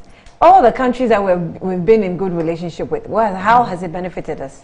I mean, let's weigh the pros and cons. So this Nigerian thing is very worrying, and it's very worrying for this sub-region, because the issues are very common to all of us. All of us, yeah.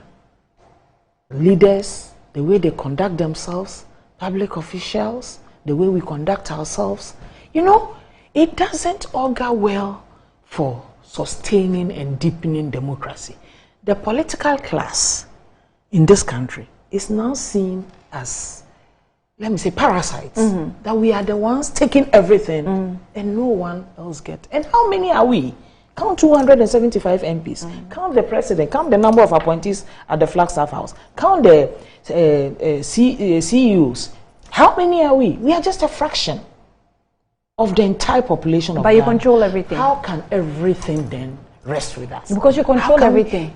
Because we are not doing the right thing. If we did the right thing, it will trickle down to the everyday Ghanaian. Somebody wakes up and all they need is the electricity so they can make their ice kinky and sell, and then she can buy soup, bath her children, make the evening meal. That's all she's not asking for much.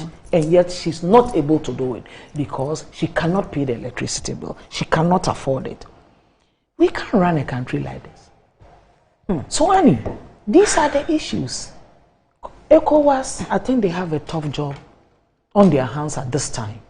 And we'll watch how it unfolds. Niger unfolds. Well, for now we can say that the posture of the military group is not welcoming at all. It's actually not welcoming. They sort of don't give a damn. Whatever sanctions placed on them. I don't know if later they're going to reason up because, like Anne said, you lose your fundamentals of running the economy. What's good, what's bad, who is in charge, and who imposes what. But in their minds, I should think that if we have the law, the democratic constitution established, or the constitution established by the democracy we're practicing, and this is how bad we can get by having 80% of our population not having light, meanwhile we're exporting uranium to France, they will have every good reason to tell you, maybe I don't need your democracy after all. So it is the African leaders who must look at it, take a second look at it, and think again. And I know you want to respond to a few things, but let me not really respond. But I wanted to tell Honorable that spending in security is not about military guns.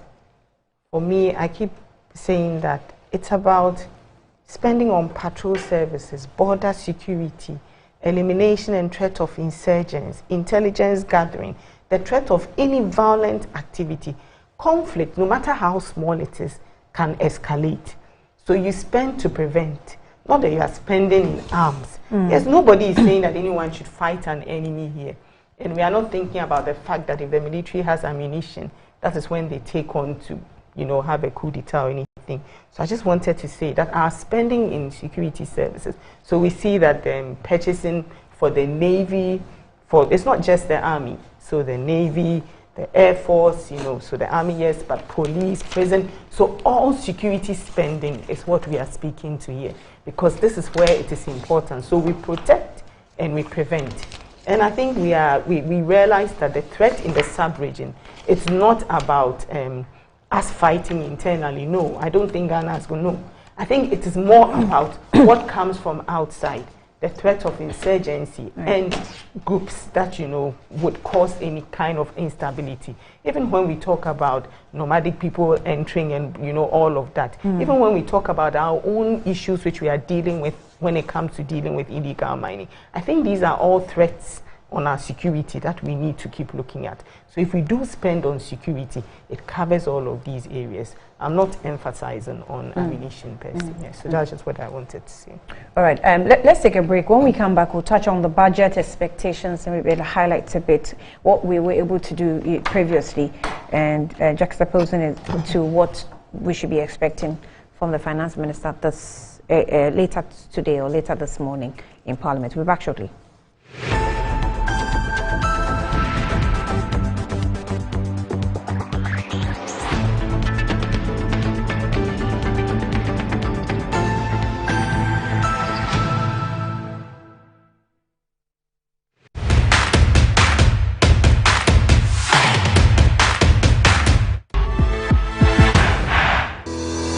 Enjoy the fruits of your labor, they say. But as humans, aging and physical infirmity stands our way of enjoying our mansions and homes. It often becomes challenging, if not impossible, to use our stairways day in, day out. With portable American pneumatic vacuum elevators, PVs, you are assured of unlimited enjoyment of your mansions and homes. It's a self-supported elevator for vertical movement of humans and goods at homes and offices. The original comes in 3 custom-made models with wheelchair accessibility. Call it luxury, but it's a necessary imperative for vertical mobility. Do not let aging or infirmity limit you. Get one for your easy vertical mobility at home. It's affordable and can be installed in just 3 days without modification to your existing building. It's however easier to incorporate it at the construction stage. We also have traditional Fuji elevators and escalators for your high-rise buildings and malls. Visit Lifts and Elevators Company Limited at Sakumono for your elevators nationwide. For free consultation to call or WhatsApp us on 0200-535-515. Lifts and Elevators, the elevator people.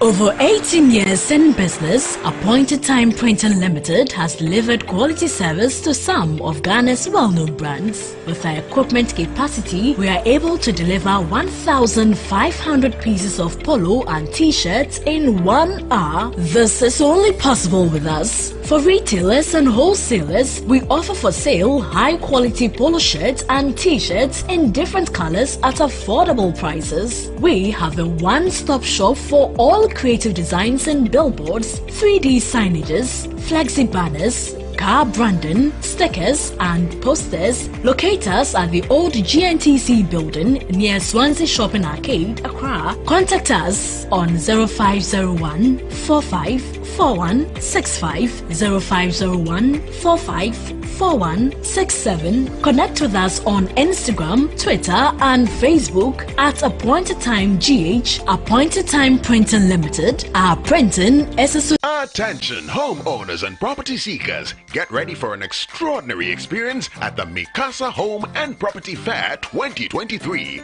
Come and meet over 50 top developers, home loan specialists, home improvement specialists, and expand your knowledge at our insightful seminars with industry experts. There will also be so much fun for the kids at our children's arena. Date 5th and 6th August 2023. Venue Mervyn Ambassador Hotel. Time 9 a.m. to 7 p.m. each day. Admission is absolutely free. Headline sponsor Gold Key Properties. Platinum sponsors Val Real Estate and Clifton Homes. Supporting sponsors Swami India Ghana Limited. Media partner Asase Radio. To exhibit at the fair, contact us on 050-1680-737 or visit mikasa.com. JA Plant Food Ghana Limited has introduced the all-new Jetto X70 Plus to the market.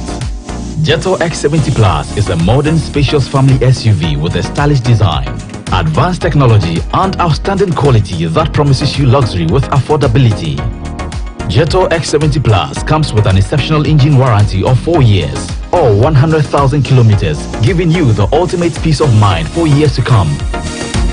And our dedicated service center at JA Plant Food offers you a wide range of car services and world-class customer support. Be exclusive and outstanding. Get yourself the all-new Jetto X70 Plus. Get in touch with JA Plant Food Ghana Limited on 020-0000-831 or info@japlantfoodgh.com. Visit japlantfoodgh.com for more information.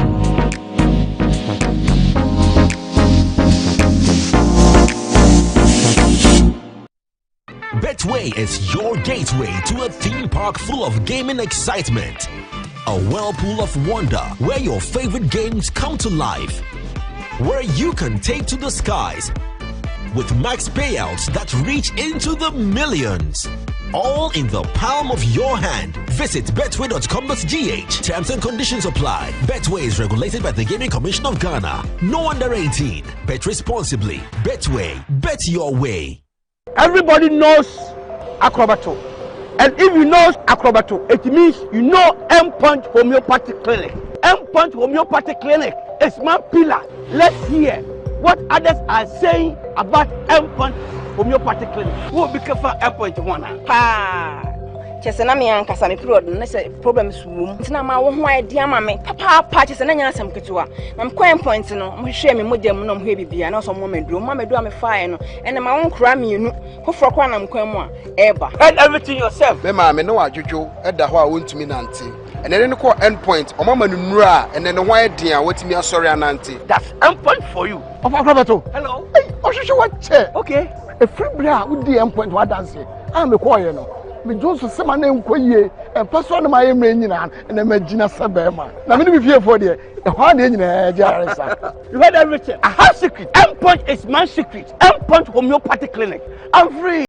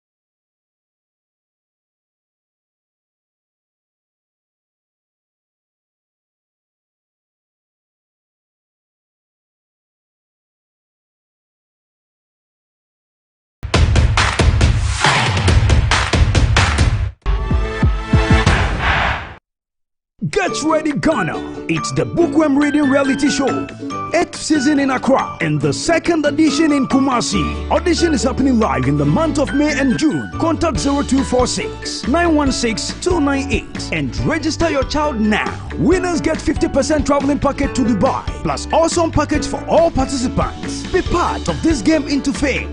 Bookworm Reading Reality Show. Bookworm. Read today, lead tomorrow.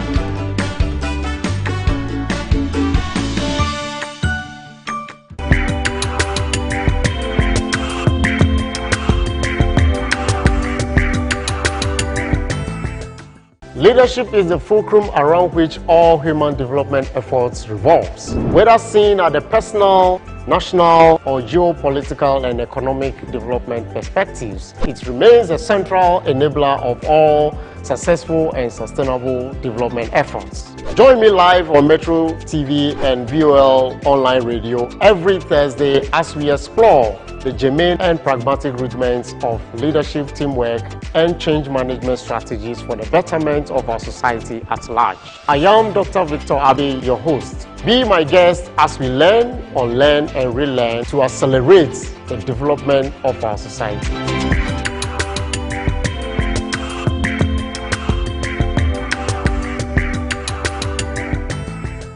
Leadership 360 is brought to you by GOL, V5 Solutions Limited, and FV Global Consults.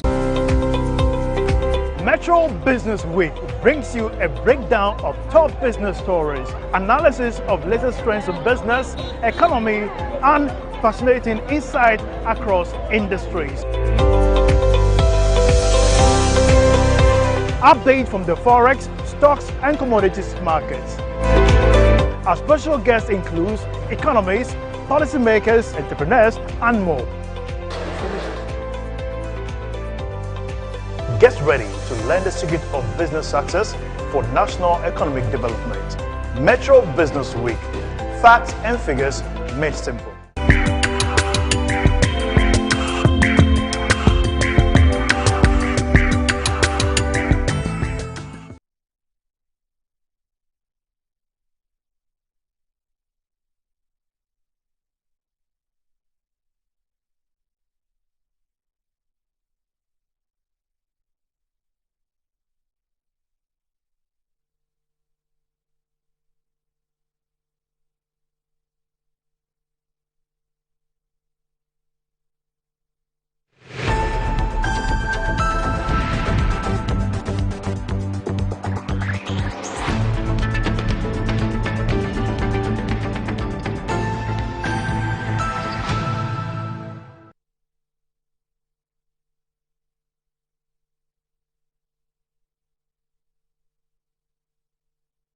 All right, you're welcome back.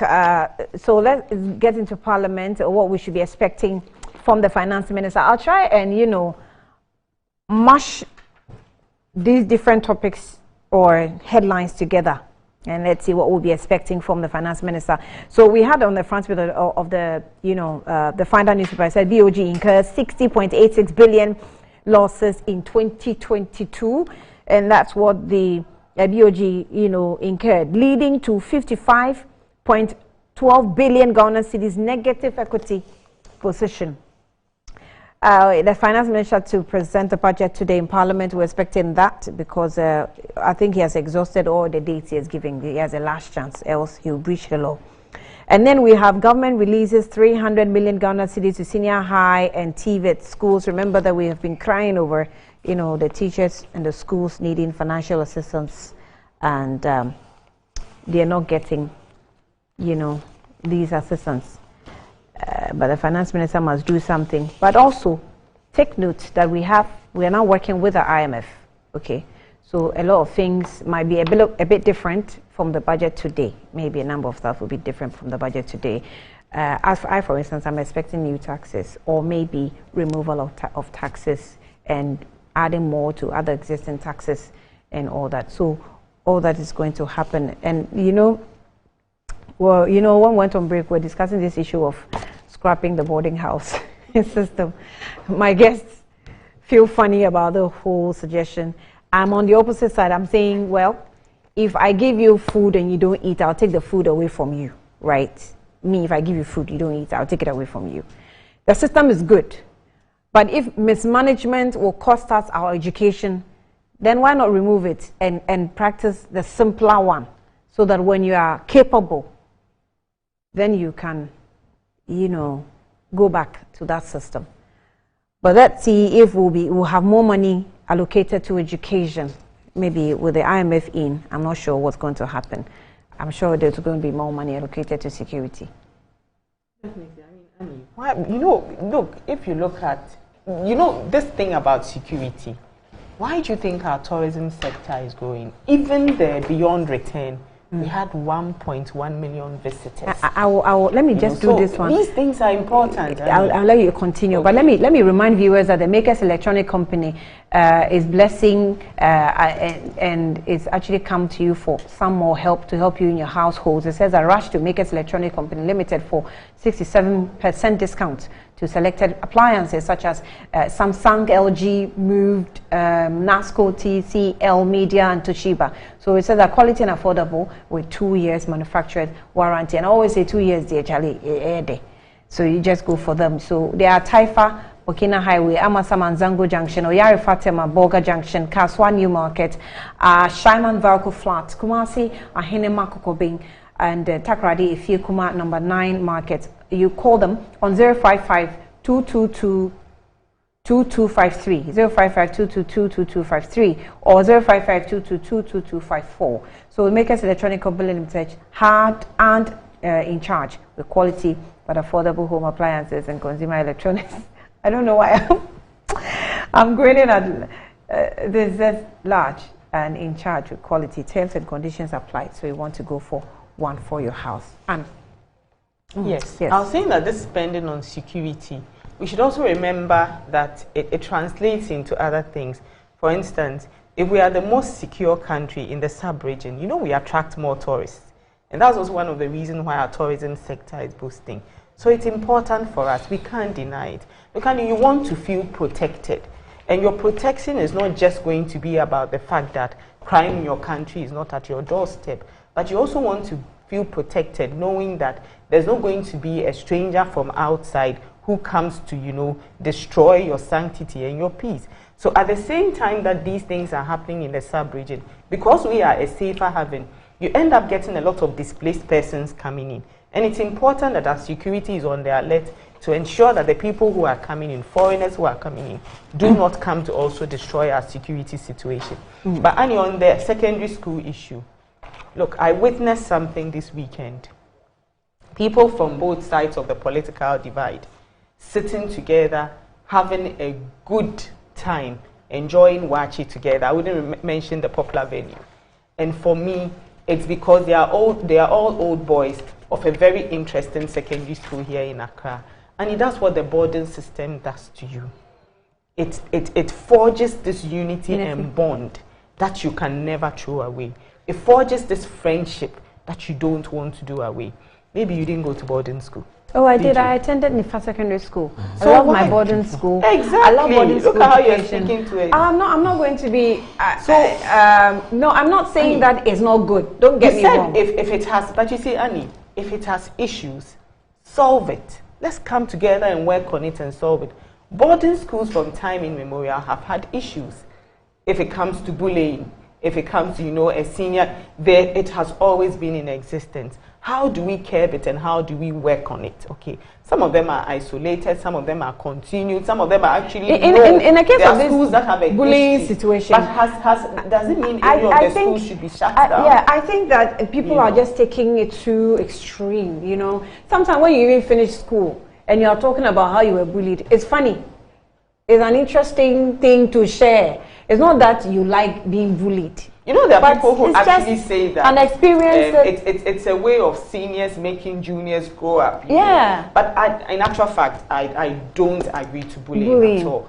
Fortunately for me, I went to a secondary school. I mean, St. Rose's was very strict, so there wasn't that kind of bullying. Of course, you'd have a senior send you to go and fetch a bucket of water and all of those things. Would you translate that into bullying? No, for me, I think that is formation, do at home. And things that make you responsible. You know how to answer to your senior.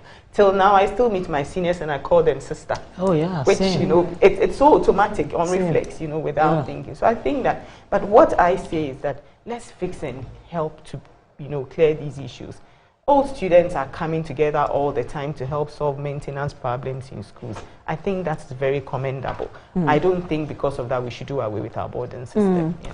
So what should we be expecting from our finance minister today? Can I just have a bite on quickly? I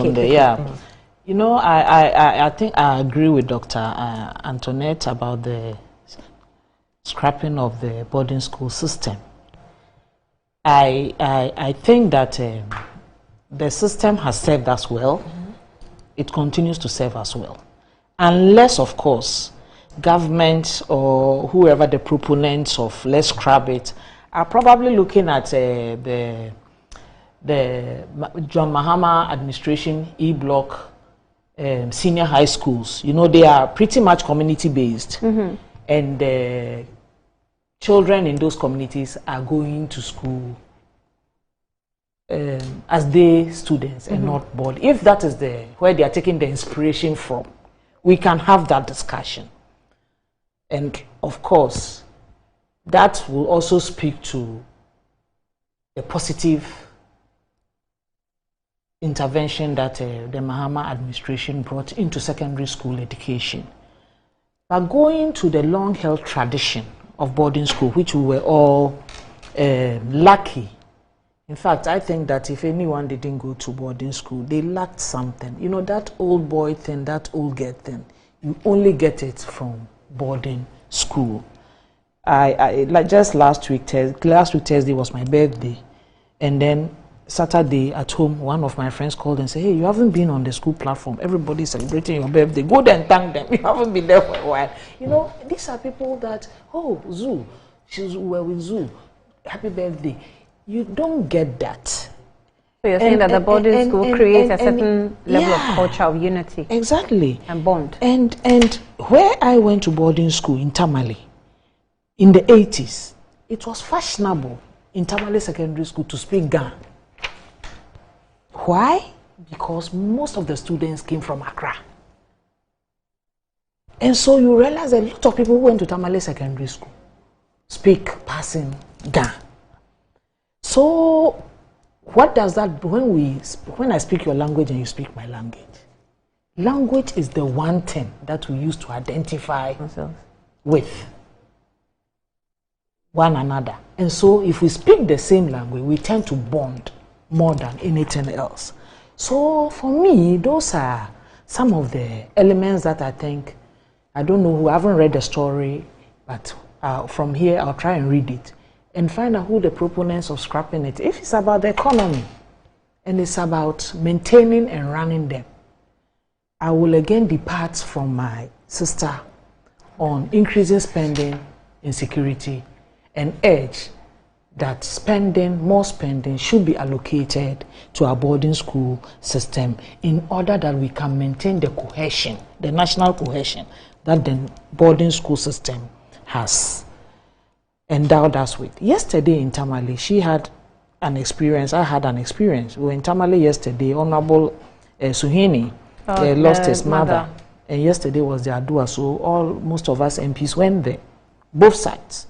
And I'm sure our supporters were looking at us and wondering, what are these people doing here, hugging one another? You know, we go to parliament and you see us. But most of us went to the same schools. Amin Anta, we were in Cape Coast University together. Mustafa Hamid, we were in Cape Coast University together. Abla Abanga. So it nurtured that brotherliness, sisterliness in us. And peace and security, going back to peace and security, nothing holds peace and security together more than brotherliness and sisterliness. So I think that we should drop that idea and rather look at ways to get it running and running better than it did even in the 60s and 70s and 80s that we are applauding.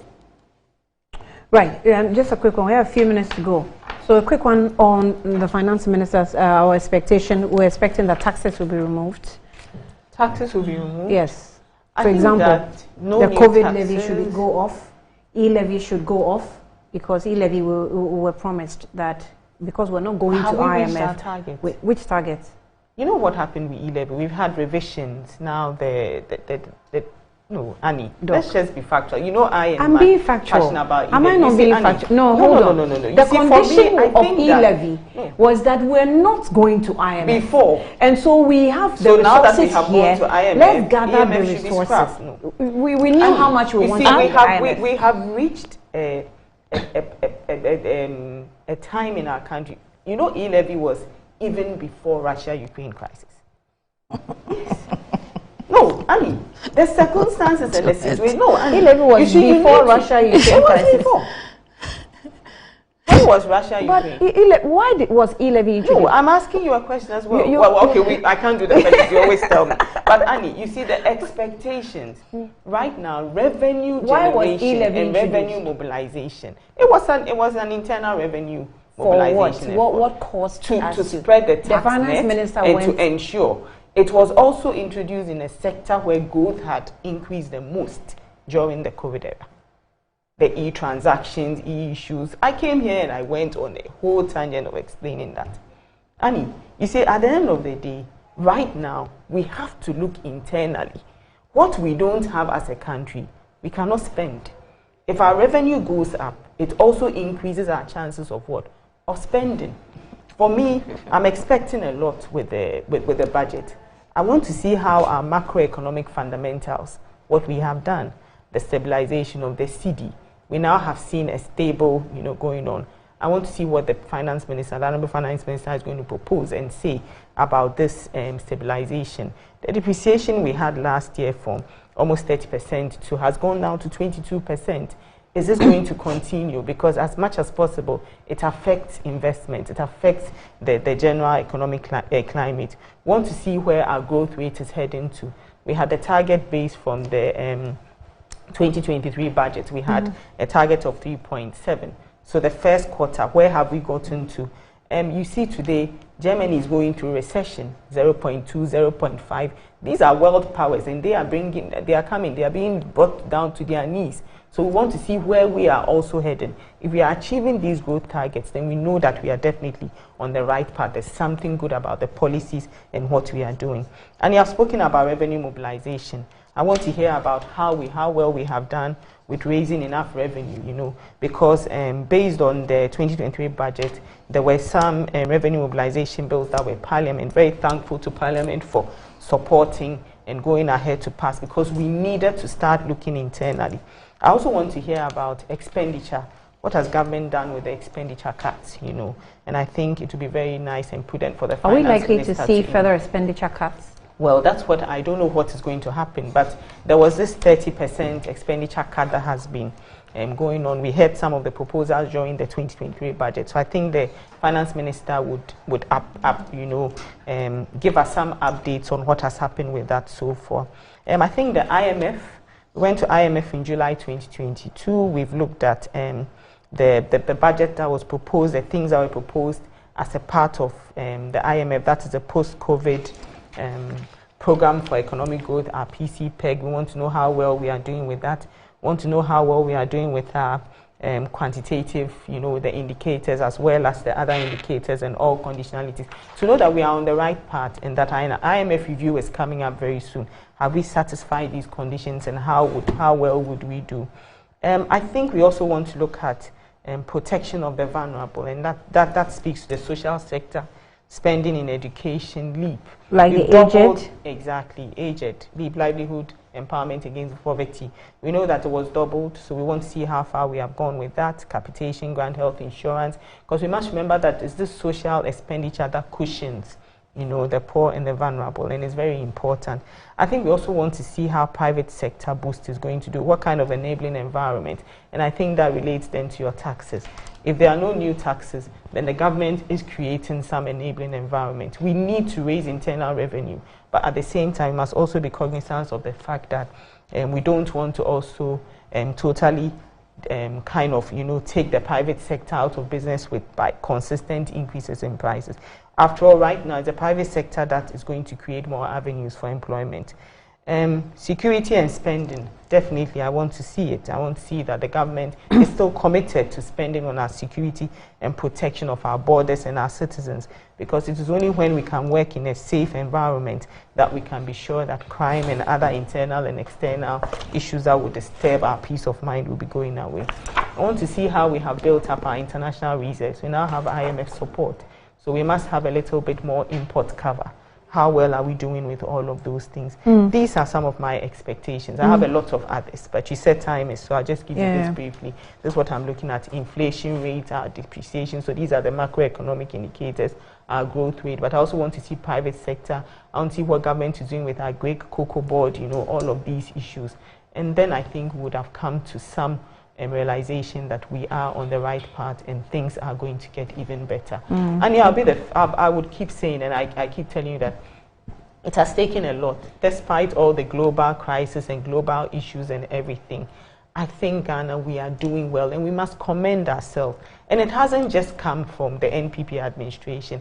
I think it has come from two sides coming to realize that this is a country, this is our Ghana, and we must be working on a path and accepting the fact that the global crisis. When you say we're doing well, what do you mean? Annie, if you look at countries, I mean, if you look at everyone everyone was affected by the global crisis. But if today our lights are on, yes, it is expensive, the tariffs have been increased, but the lights are on. Compared to a previous administration where almost over 6,000 small and medium-scale enterprises had to almost shut down, at least they are on. Even if you are breaking even, Annie, you are making something. You have the edge and the impetus to go to business, to go to work every day. And I talk about the small, medium scale, like salons, welders and etc. How do you work when there's no electricity, when there's no energy? So for me, when your administration took over, these are very important when your things that we administration need took to keep. over, and I want to see the finance minister give us that. When your administration took over, was the lights or were the lights on, or they were off? They were on. They were on. Yes. When you took but over, we the had lights gone through an erratic time of, and we know what Doomso brought to us in Ghana. We know how it affected us. Do you want us to go back to Doomso? No, I mean, we know how it affected us. Yes, so energy crisis, that's what I'm saying. Did you meet the lights on or you made them off? Meeting them on and having gone through an erratic and inconsistent time and looking at what we are going through now, economic crisis and so many issues, when at that time we didn't go through those issues, I'm praying and hoping that we won't have to go back to that. Okay. You understand what I'm saying? So the comparison with economic challenges and the issues, the power sector, looking at the times, we hope we will never go back to that. Okay, I remember, just a quick one. But let me, from the IMF programs and objective policies, it says that expenditure saving, which are also critical to create the needed fiscal space, will stem from efficiency gains and a reduction of a large subsidy bill to the energy sector. That's what is contained in the programs and policies of the IMF conditionalities that we have. But there's a lot more. This is on energy. There's 2023 budgets and associated bills enacted as prior action for the program are consistent with these objectives. Revenue measures adopted in the context aim to permanently improve the non-oil revenue to GDP ratio by 1% of GDP, while the domestic debt exchange will likely temporarily reduce income taxes paid by financial institutions, given its impact on their profits. And this will partly offset the projected temporary increase oil-related revenues in 2023. All right, so what will we be expecting? You have one of your member of parliaments that's not well, a Hunter West MP.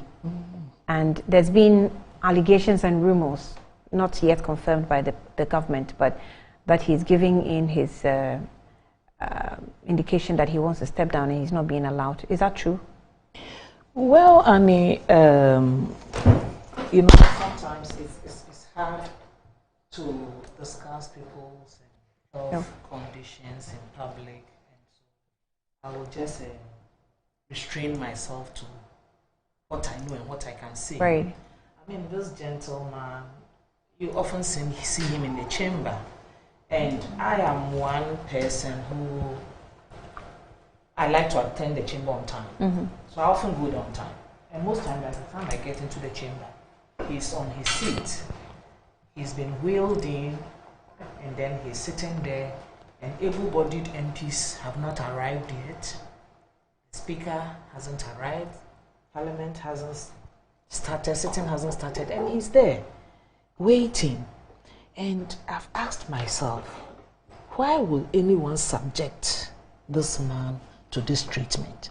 So in the last 2-3 weeks, I think I also picked up the rumor that he's trying to resign. I hear his family is very upset about the whole situation, and they just want their loved one home so they can take care of him and hopefully prolong his life so he can enjoy and then they can enjoy him too. But the NPP side, I'm told, are very reluctant to accept or receive the resignation, because I think they are very concerned about going into a by-election, and they say the grounds are not good for a by-election for them in that area. So they are trying to hold on to this sick man in parliament. And so when my sister goes on security and security and security, why are we subjecting this man to this? Are we thinking about his welfare? Are we thinking about the welfare of his family? Are we thinking about how his loved ones feel? Those are the issues. So I have no way of confirming whether he's resigned or he's intending to resign. But it's all over the place that he's expressed the desire to resign, so that someone else can come and take his place. Maybe, Doc, you can take this up at the party level. Yeah, so because is he humane? Is he humane? All we're hearing is medical records. No, I mean, they're hearing, so that's why I know him. I mean, he was a classmate to my husband. So I mean, after we several times spoken to him, and at the party level, I'm not aware of any letter or indication, compulsory or indication. He's a member of parliament. He still is, and until he says so, the party cannot come in and. Because I remember the last time we had this stand debate in parliament where he was brought into the house in the ambulance. At this point, I don't think that it should even come from him. That's if it's coming from him. Even at a party, you must show interest that, you know what, we think that you are incapable of carrying out this duty at this point. If we have to bring you to parliament in an ambulance, we need you to take care of yourself. So, you know, stay at home and take care of yourself. We shouldn't wait for him to even request. Annie, so he was brought in an ambulance. You know what is happening in parliament now? And I'm not going to say we should blame one side, both sides. You know, so if unfortunately the same an NDC MP finds themselves in the same situation, what would you also do? And at a particular time, a decision has to be made. And unfortunately, just at that particular time, you are incapable of coming there yourself in a car. So rather, the enabling environment is provided for you and you are brought in an ambulance that is already looking after you and making sure that you don't come. I don't say that that is the best situation. Doc. And no, I'm not passing justification your friend just texted me, Prosper. He says that my lady. And I issues are plenty. So let's not read Prosper's text. So at the end of the day, Annie, nobody would justify that. But at the same time, too, I don't think I have the moral call to pass judgment on someone's health situation and how strong the person feels in either staying in public office or deciding to step down. Just like Honorable said, you are not privy to certain things, I'm not privy to certain facts.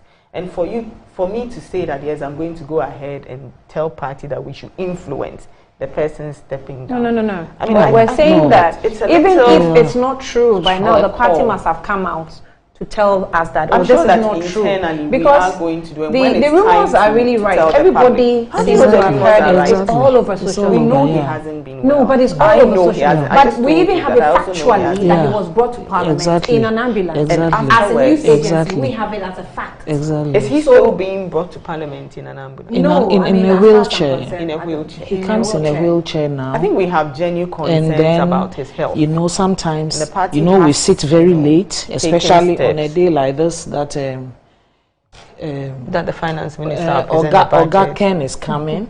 We might end up being there till midnight or sometimes in the wee hours of them. And then you close from that sitting and you encounter this man. I encountered him once at the lift. And in fact, my heart went out to him. No one should be subjected to this kind of treatment. And Dr. Antoinette, it's not going to happen on the NDC side. At the NDC side, we take care of ourselves. I think we also take care of ourselves. I don't think we are inhumane. No one will allow this on the NDC side. No. I thought that as Deputy General Secretary, you should be in a position to tell us whether he's indeed putting a resignation or not. Failing that we cannot, no, but if he's resigned, that will be public as Deputy General Secretary. But it's information that you should know.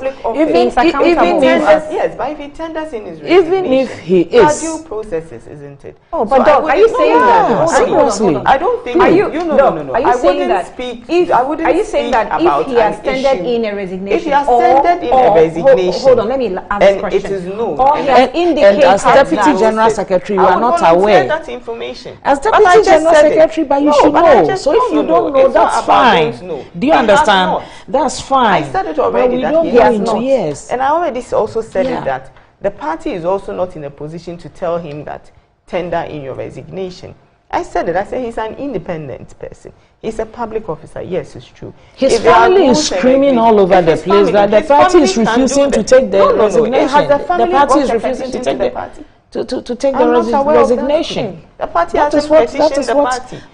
So from here, maybe find out, and then let's see if we can save our brother. No, I am there. Because we need him home to take care of his family. Nobody has brought a petition. And then to prolong his life at least. We shouldn't allow hearsay to become the established fact. That's why we say maybe from here find out. When there was a petition, General Secretary, I won't find out because I know. I'm privy to the communique.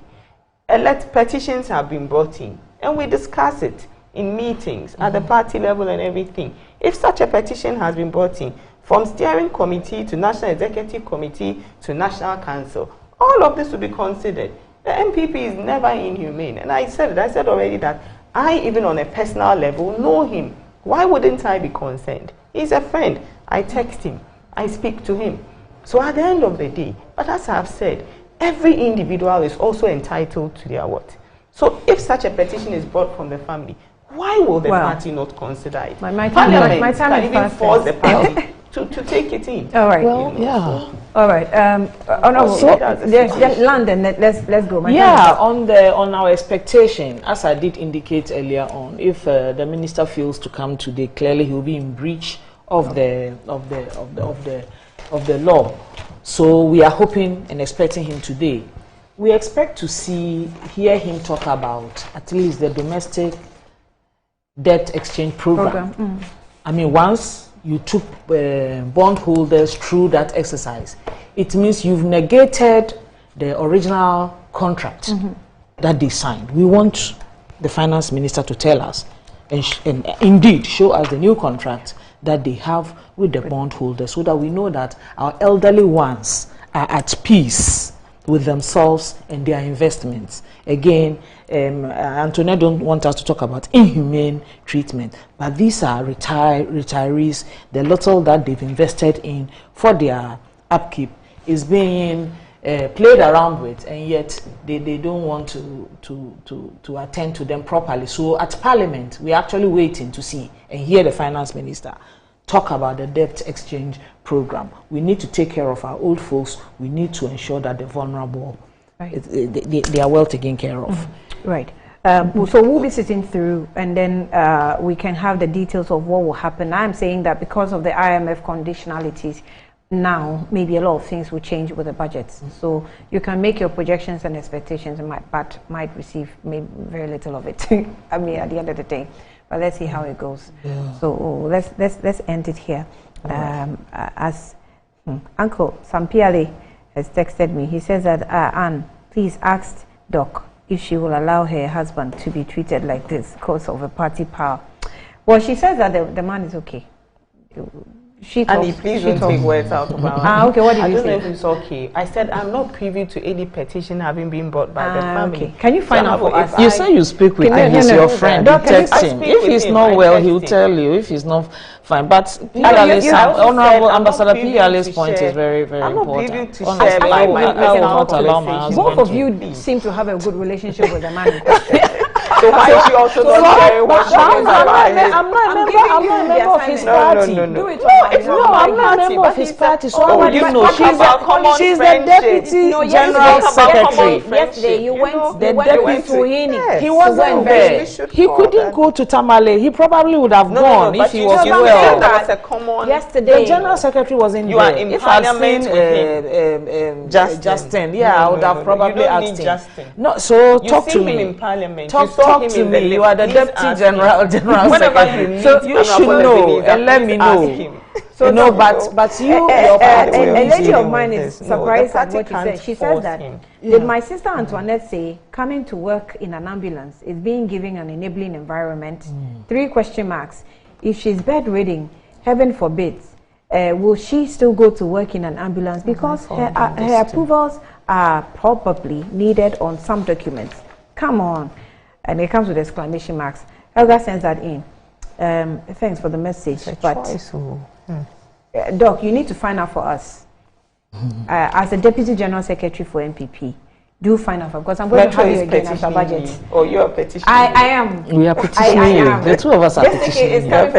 Someone texted me and asked me if you were my sister. I'm very, very concerned. I've replied. I'm concerned. That's why I've been speaking to him and sending him messages. Right. But it's not in any bad way. I don't think the party has any intention of keeping someone. Please who find out want for to be us, because seeing him come to Parliament in ambulance was a big deal. I know. I mean, it was it a very, so very big It's still a big deal seeing him in the wheelchair every day. If I say an enabling environment, what I'm saying is that what made him comfortable enough to come? If that was what he did. But that didn't mean that he was comfortable. It wasn't the best situation. Anyway. But I think as an okay, we have a budget review coming up shortly, and I will be sitting in with my colleague Kwesi Afriye to bring you all the details and the tidbits from Parliament as the Finance Minister will join us. But let's take a breather when we come back. Harry will join me shortly as we also bring you what's going on with the trends. Ladies, I'm grateful. I'll be back shortly.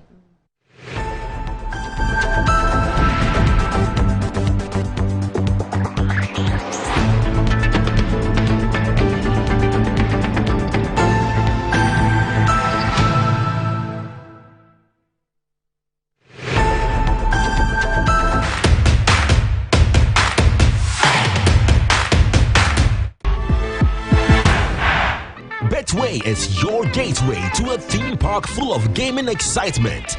A whirlpool of wonder where your favorite games come to life. Where you can take to the skies with max payouts that reach into the millions. All in the palm of your hand. Visit betway.com.gh. Terms and conditions apply. Betway is regulated by the Gaming Commission of Ghana. No under 18. Bet responsibly. Betway. Bet your way. My son, there's more blessing in giving than receiving. When you fear for you now, and Kobo the makers in The pneumatological aberration of the Lord revealed unto me this night that me and my household should go out into the world and bless the world. Makers Electronics Company Limited. Up to 67% discount. Our selected appliances.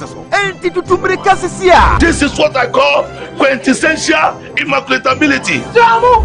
The Makers Electronics Company Limited. Taifa Burkina Highway. Amasama Zongo Junction. Edike Pharmacy Dining. Oyer Fateman Boga Junction. Ashaman Valco Flat. Kumasi. Ahinema Kokobin. Asafu Bwachi Hospital Junction. Sakrani. Number 9 Market. Tell mom and dad about the Makers Blessing Attack program. From 0552 222 253 and 0552 222 254. Terms and conditions apply. The same got to move na mesesi.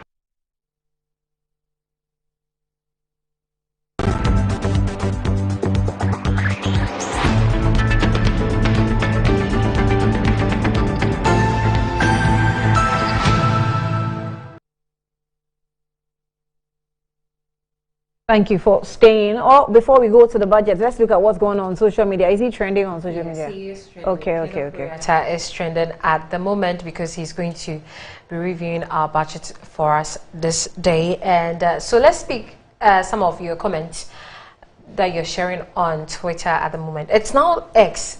So Kenneth Foriata, the indirect and direct majority shareholder of DataBank, has disclosed to Parliament his company was paid 159 million cedis by the Finance Ministry for transactional advisory services in the issuance of bonds since 2017. Annie, I want to work for DataBank. Budget review, Kenneth Foriata, please be good to us. I wonder what you mean by that. Be good to us. We don't have vacancy. Okay, so the only social intervention working under Akufo-Addo and Bawumia Kenneth Foriata government is corruption. Okay. Now, Annie, this video, is a video way back in 2014 where he says that we can't let a nation that deserves so much more come to this level. Yes, before he became finance minister. If we can listen to the video again. Which were really bad times where we all slept at the petrol station. So that's indication that, you really need to get up and talk about it, because we cannot, as a nation that deserves so much more, come to this level. I'm working like a bull and I'm paying my taxes. The government got to work like a bull as well. Yeah, and lastly, this one kept on coming through. I picked that particular. Why it's not there. A young man committed suicide because of hardships, and that is what kept on going through the Kenneth Foriata hashtags, that a young man has committed suicide. Recently, or the same old? Because I don't know why it looks like the old one, but they kept on bringing that one. And moving to the next trend, Koko Ayindo, and he is trending at the moment. And I went to his page. And he's been ranting since 27th July or so. He will not be happy with you using the word rant. But it looks like he's not happy about a lot of things. And some well-wishers are wishing that he heals. Now, this one says that one of the few politicians I met and saw a very good image was Koko Ayindo. And it has to see him end up this way. I wish he gets help and heal. Look at that. Someone says, and initially when I saw this particular comment, I thought he was ill or had had an accident and all that. So I had to delve further, and I realized that it was because of the things he's been posting. Everything happened after his arrest by BNI. Does it ring a bell? This one is also saying that the first step to solving a problem is recognizing that you have a problem. And so then problem will persist and not be solved. I don't think he realizes he has a problem. Now this one says that Koko Ayindo's life should be a caution to us all growing up. We should be careful about whom we allow in our circles as friends. Eve and the snake had established friendship long before she was offered the forbidden fruit with trust, when trust was gained. I don't know. And the picture there has former President John Dramani Mahama. So I don't know what this particular comment is trying to, say. But let's move on to more comments before we move on to the last trend right now.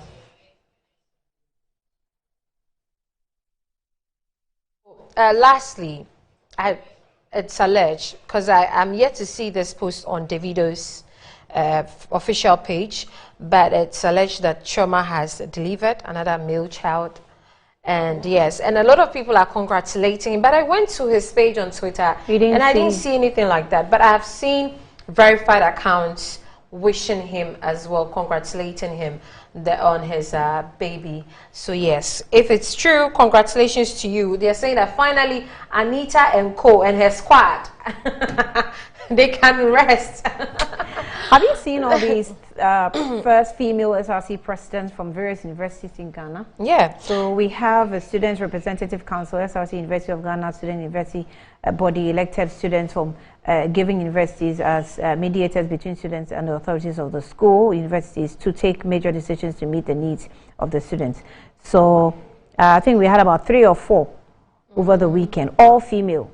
Trending on social media. A lady is standing for SRC president, and from the look of things, She's definitely going to win. So I'm sure she's going to join the other schools that the females are winning the. And I'm happy. I'm happy that women are doing so well. It's a sweeping revolution. Yes. All right. So Annie, that's it for the trends. Right. All right. So stand by with Metro TV. We'll bring you the budget reading by the Honorable, the Minister of Finance, Ken Oforiatta, as it brings you what we should be expecting going forward as a country.